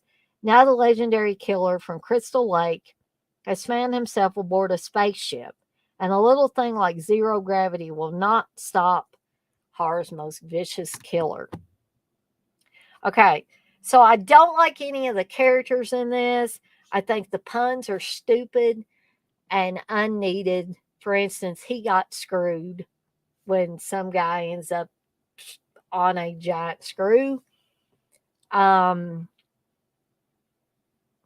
didn't like the scene where the hologram girls or all naked girls, I can't really remember at this point, are supposed set up to distract Jason from killing people. And they're just like, let's get naked and, let's go camping. And then he does the whole sleeping bag thing, which was done expertly in part 7, where he slams the girl in the sleeping bag against a tree. We didn't need this again in here in such a silly fashion. I'm sorry. There I said it. Jason X is one that I just wish would implode and go away or never existed in the first place. And I know that there's going to be people that love it. See, Curly Jaws, I knew he was going to say that. And that's okay. That is cool. He says Jason X was amazing, his third favorite. So, okay, I'm going to give you a chance here, Curly Jaws, to, if you don't mind, to tell me at least one thing that makes this movie amazing for you. Because truly, I am curious about this. Because to be honest, I think even Kane Hodder says good things about this. And I'm like, good Lord, why? Why can't people just admit that this wasn't a good movie? Or maybe I'm missing something. Maybe it's just me. I don't know. So I am going to go ahead, Curly Jaws, with the next one that I dislike a lot. Like I said, I don't know which one really I hate the most because they're both so, in my opinion, horrible.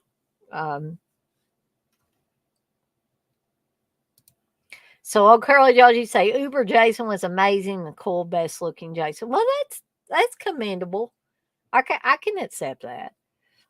Um, so Freddy versus Jason. This is a movie that a lot of fans have been waiting for a long time, including me. But I think that if they had made it right after Jason Goes to Hell, like they should have, it would have been better. Okay? Because again, I didn't like any of the actors in this. I thought that it was taking a lot of cheap shots by sticking, you know, singers and stuff like that in here. I didn't think it needed to be, and people having a rave and all that stuff. I just thought that was a bunch of stupid shit. And you're probably thinking, Dana, but that was the time period that this came out and yada, yada, yada. I know, I get that. But for a person that grew up watching the old school Friday the 13th, this was just not for me. It might be for the newer generation, but not for me. The other thing that obviously sticks out like a sore thumb to the people that have watched Kane Hodder play Jason more than once. And when you hear Kane Hodder tell the story of how really he was treated during this whole thing and misled to believe that he was going to be able to play Jason in this. And then they just pulled the rug out from under him and had Ken Kersinger playing. Yeah, I know. Ken Kersinger is another stunt man. And a lot of you probably think, what is the freaking deal, Dana? Um, Stuntmen traditionally have played Jason over the years. Kane Hodder was just another stunt man that got replaced. But guys, Kane Hodder wanted to play this character. He was passionate about this character. And he thought he was actually going to get a chance to play Jason again. He was going to get to put the hockey mask on again. Okay. And I don't think the other guys were really interested in, they were one and done. They weren't interested in playing Jason a second time or a third time or anything. Okay? So, if you guys want to know more about how stupid that decision was and how much it really hurt Kane Hodder, then I would refer you to Hell and Back, the Kane Hodder story, because you can really tell when he talks about that really hurt him, um, and understandably so, in my opinion. So, I mean, you had Robert Englund playing Freddy. Why couldn't you have had Kane Hodder playing Jason? Okay, he had really, in my opinion, become the face of Jason. Robert Englund was the face of Freddy. And so I don't know.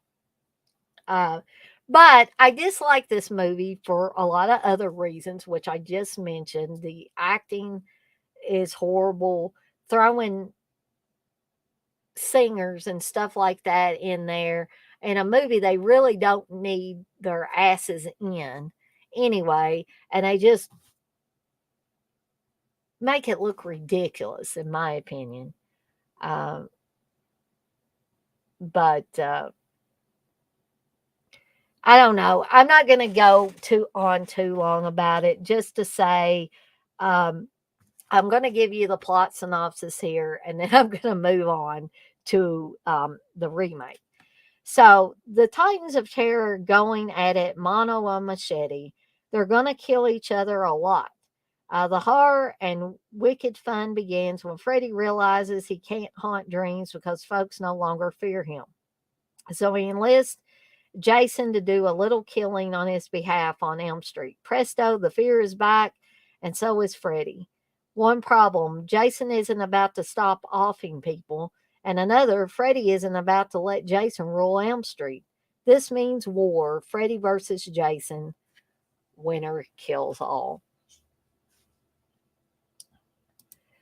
Oh, Curly Jaws, you say, I love Freddy versus Jason, love the soundtrack, and it's directed by Ronnie Yu. It's the best Freddy's ever been, better than the original Nightmare on Elm Street, and Jason was cool in it.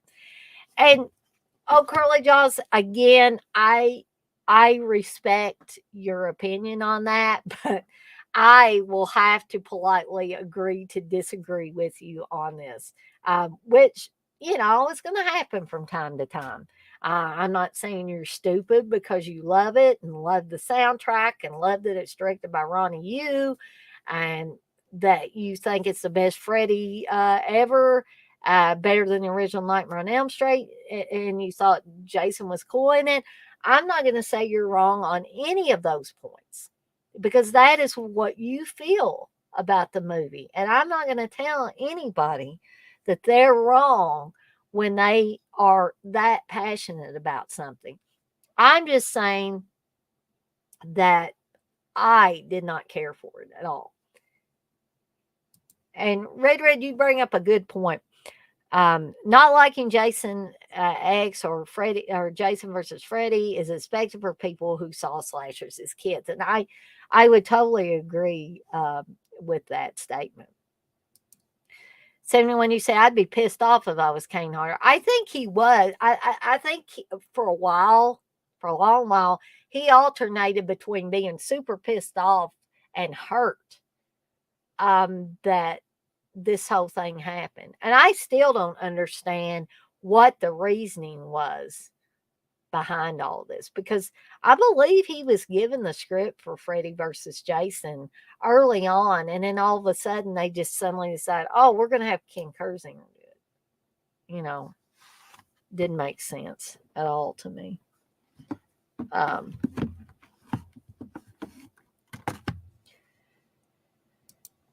Oh, Curly Jaws, you say commentary for Freddy versus Jason. Boom. You saying I need to do a watch along for that, oh Curly Jaws? So the final one that we're going to talk, or I'm going to talk about tonight, is the remake of Friday the 13th, which, guys, honestly, I was hesitant to watch. Thought I was going to hate it. And I wasn't.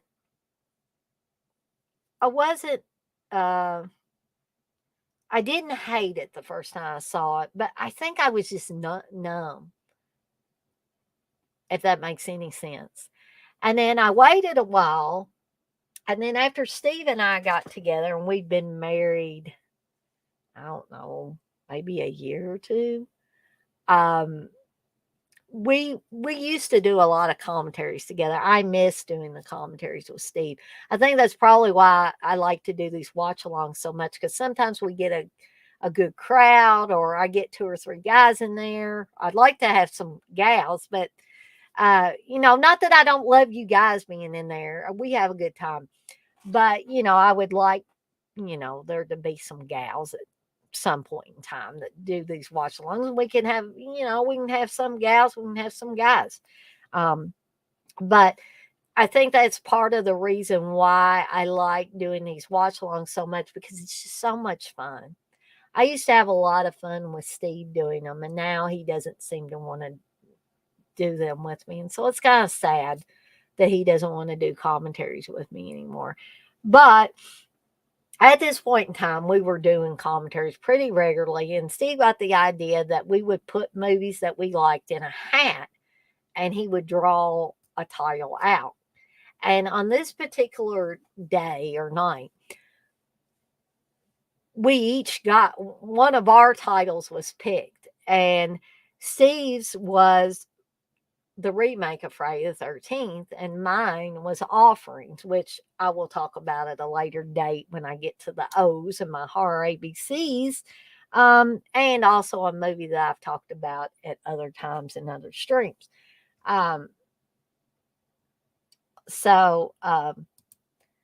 Curly Jaws, you said Kane would go on to play a better character in Victor Crowley, which I think those movies were better than the Friday 13 movies. Again, I would have to politely disagree with you on that, Curly Jaws. It's great that you like those, but I'm just not a fan of those. I tried getting into them. Even bought the first one on DVD, but just they just didn't do it for me. But I can understand, Kane Hodder being grateful to be asked to be part of another franchise. And I totally get that and don't begrudge Kane Hodder at all. Um, so, um, so when Steve and I did a commentary for it, and I watched it a second time, I was like, yeah, this movie is not too bad. It was enjoyable. For me, a lot like tons and tons better than both Jason X and Freddy versus Jason.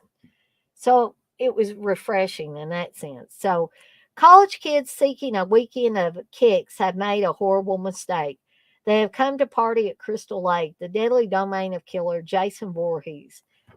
Terror goes to extremes in this reimagining of the Jason legend for today's horror fan.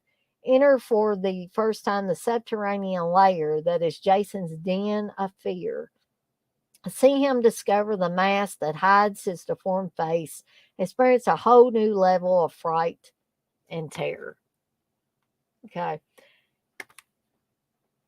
And that is the Friday the 13th remake.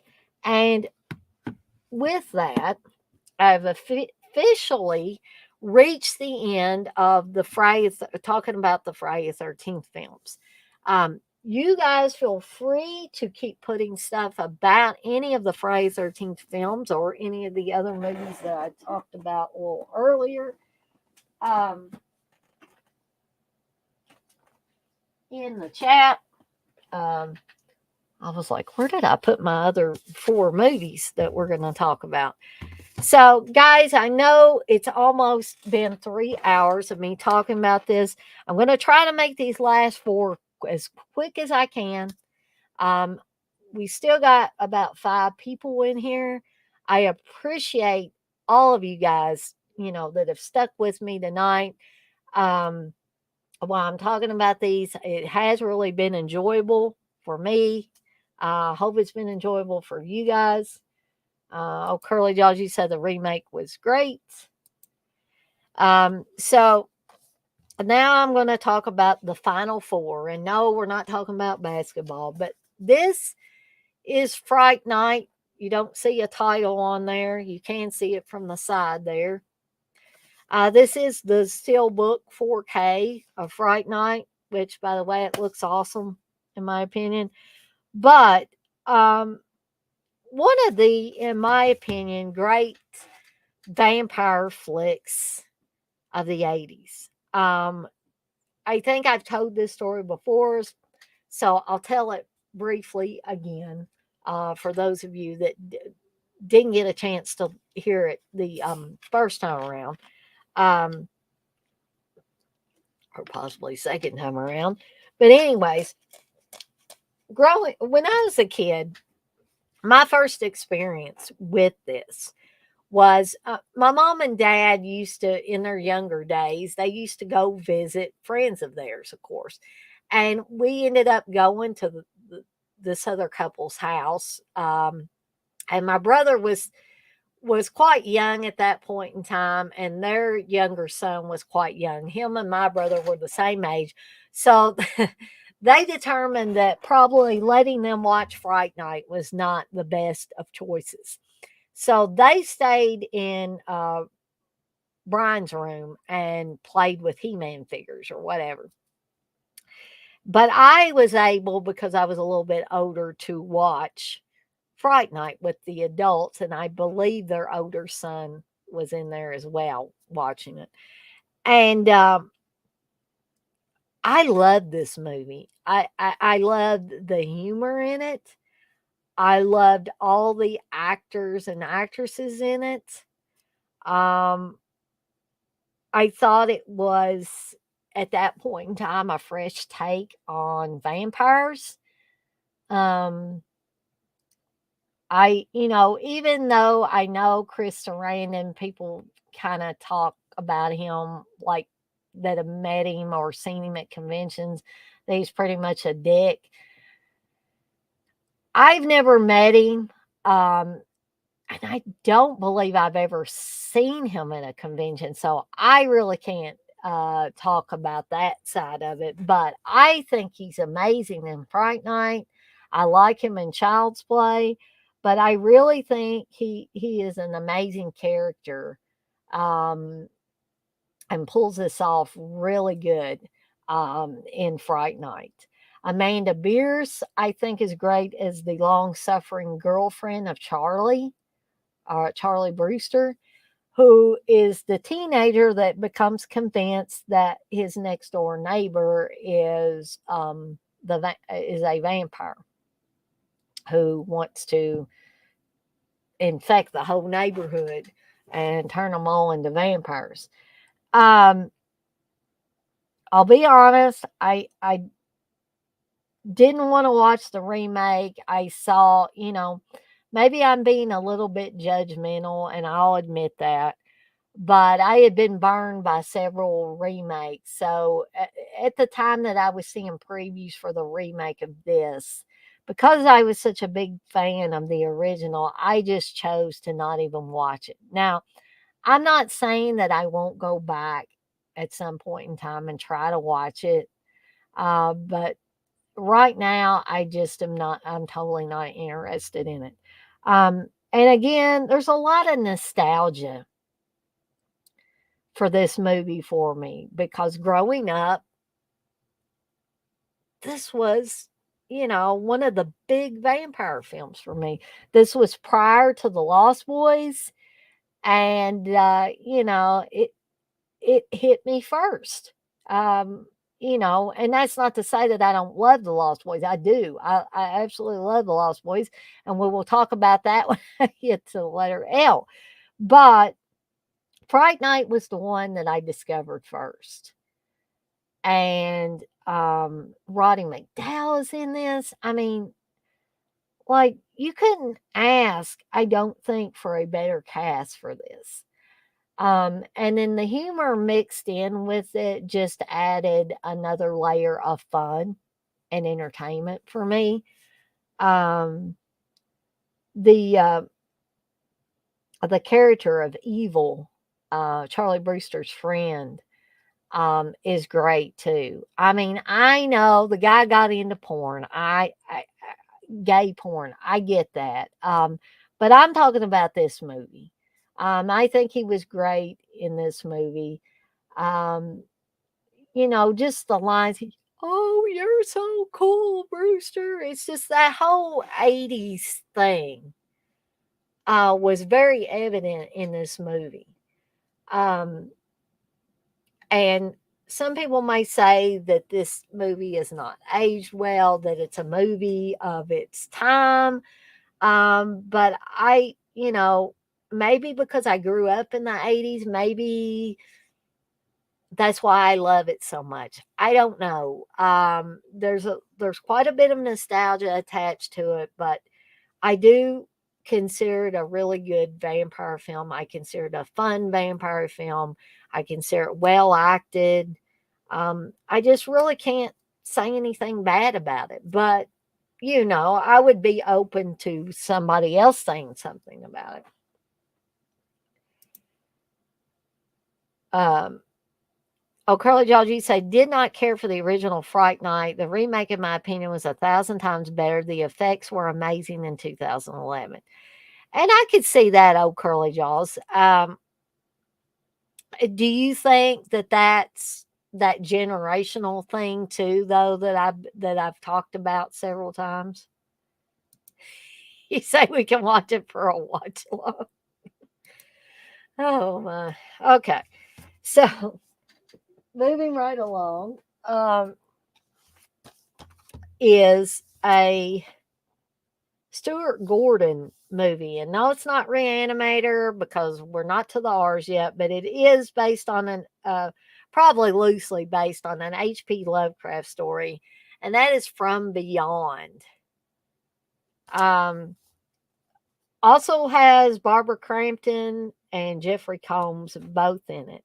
So H.P. Lovecraft's classic tale of suspense became a grisly amalgam of sex, shock, and satire in the hands of the creators of Reanimator, and now armed with shocking, never before seen footage and special features, and on Blu ray for the first time, the Bloody Good Entertainment has evolved into one of the most gruesomely riveting film experiences of all time. The Resonator, a powerful machine that can control the sixth sense, has killed its creator and sent his associate into an insane asylum. But when a beautiful psychiatrist becomes determined to continue the experiment, she unwittingly opens the door to a hostile parallel universe and to the deviant behavior within the human psyche, with its victims becoming creatures who feed on and become aroused by human brains. The Resonator is the ultimate man made monster, and now something's gone horribly wrong and no one can turn it off. Um, really, this is sci fi fantasy horror at its best, okay, in my opinion. Very gory. I mean, hell, you got brain eating in this movie. But you also have a mixture of sordid sex in here as well. Um, which, if you don't believe me, you would definitely have to watch from Beyond. Again, if you don't already own it, please find a for free version first and watch it. Um,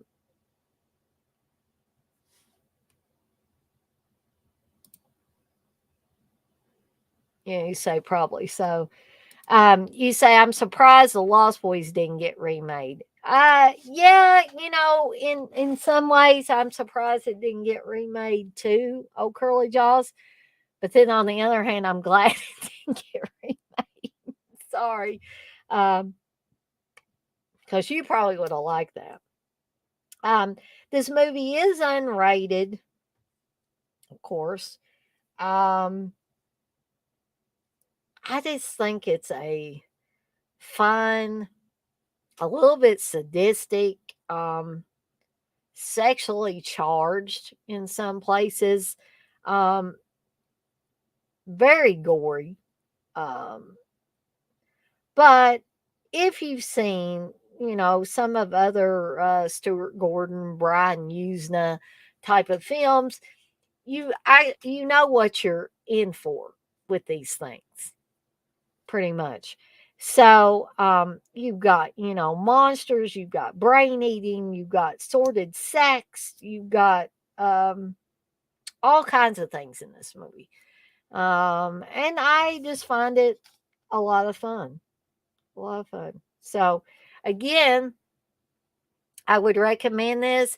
Of course, if you haven't seen it, find a for free version. If you don't already own it somewhere, or can't get it from a friend or something. Sorry. I'm almost sure that you can probably find it for free to watch somewhere. Okay. So we're down to the last two for tonight, guys. I don't think I'm going to make it in under 3 hours, but maybe right around the 3 hour mark. Okay, so here's another vampire film that came out quite a bit later than Fright Night. And that's From Dusk Till Dawn with the great George Clooney in it. And Quentin Tarantino. Um, I didn't really know what to expect about From Dusk Till Dawn when I first saw it. I was kind of new to Robert Rodriguez and Quentin Tarantino. I didn't really know that much about these guys at that point in time. But I will tell you, my brother, and my dad had one hell of a good time watching this movie. And you may think that, like, oh my gosh, you watched this about vampire strippers essentially with your dad and your brother. Yeah, but maybe my family's a little bit different than some other people's families. we didn't look at it like, you know, that we were watching something gross together. We looked at it as we were watching a horror movie together. And so um, this one has a shit ton of vampires. It has actions. It has action. It has things exploding. Gunplay. Oh my gosh. Slime Glopola, as Joe Bob Briggs would say, splattering on the screen. This one is fun, guys. I mean, that is the best thing I can say about this is it is fun. It is a very fun filled vampire movie in a different way of looking at vampires that I hadn't seen for a very, you know, I don't think I had seen vampires really portrayed like this ever. Feel free to correct me if I'm wrong on that. But and also you have many genre people in this. Tom Savini's in this as Sex Machine. Okay? I mean, it's great. I just I don't know. I love this movie.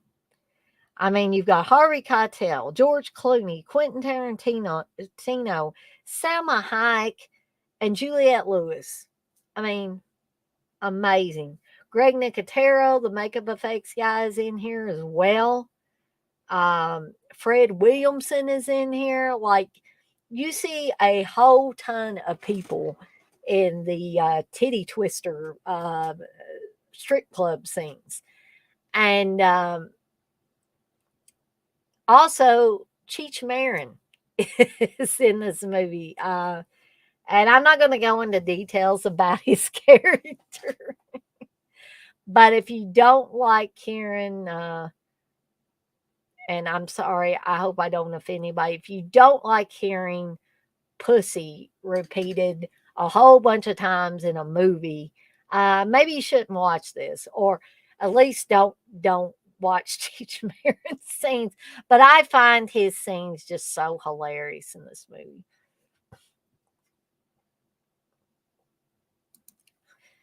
Jay, you say From Beyond is fantastic. Everyone should pay $100 for an out of print copy. Glad I didn't have to pay $100 for it. But anyway, I'm not going to keep going on ad nauseum about From Dusk Till Dawn. I'm just going to say I think it's a great, more modern vampire film, and I could watch this one anytime.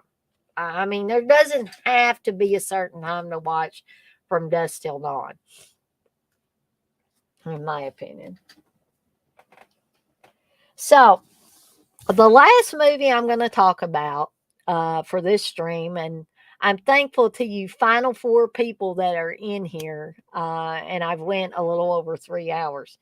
Um, but that is the Fun House, the Toby Hooper film. Okay. I've talked a little bit about this on another stream. The 4K does look excellent in my opinion, but what we're really talking about is the movies here. So, director Toby Hooper, The Texas Chainsaw Massacre and Life Force, pays affectionate tribute to various classic horror movies in this tale of two teenage couples who spend the night in a sleazy carnival funhouse. On her first date with Buzz, played by Cooper Huckabee, and from True Blood, Amy, Elizabeth Barrage from Amadeus, disobeys her father and goes to the carnival with Richie, Miles Chapin of Hair, and Liz, Largo Woodruff, and the Ladies Club, or Largo Woodruff from the Ladies Club. But their first date may end up as their last. After witnessing a murder, the four terrified teens are trapped in the maze of the funhouse and stalked by a real monster, a horribly deformed killer who lurks among the freakish exhibits to butcher them one by one. Also starring Sylvia Miles, Midnight Cowboy, and Kevin Conway, Invincible, in three roles. Um, the Funhouse features special makeup designs by the ingenious Rick Baker, an American Werewolf in London, and Ed Wood. And the creature that's killing them off is when that reveal happens and you see his face, that is one of the most amazing reveals in horror movie history, in my opinion. Um, so again, I would highly recommend The Funhouse. It's a fun little horror movie. I think Toby Hooper did a great job with it. But again, I'm not going to go on and on because I have been on here for over 3 hours. And I know that you guys have better things to do with your time than hear me talk about stuff all over and over and on and on and on. Okay. And who knows? Dead Pit may still be doing they may be, they probably are, um, still doing their thing on the lost George Romero stuff. And I believe Felsher was going to be on there. So you guys may definitely want to see that before they're done. But I did want to thank everybody for joining me tonight. For the horror ABCs of my collection, the letter F. I will continue to do this series until we reach the end of the alphabet. So the next letter, of course, will be G. And we'll be covering a few more movies then. So, with all that being said, I am going to skedaddle on out of here for the night. Um, and I will see everybody on the flip side. Y'all have a good night now.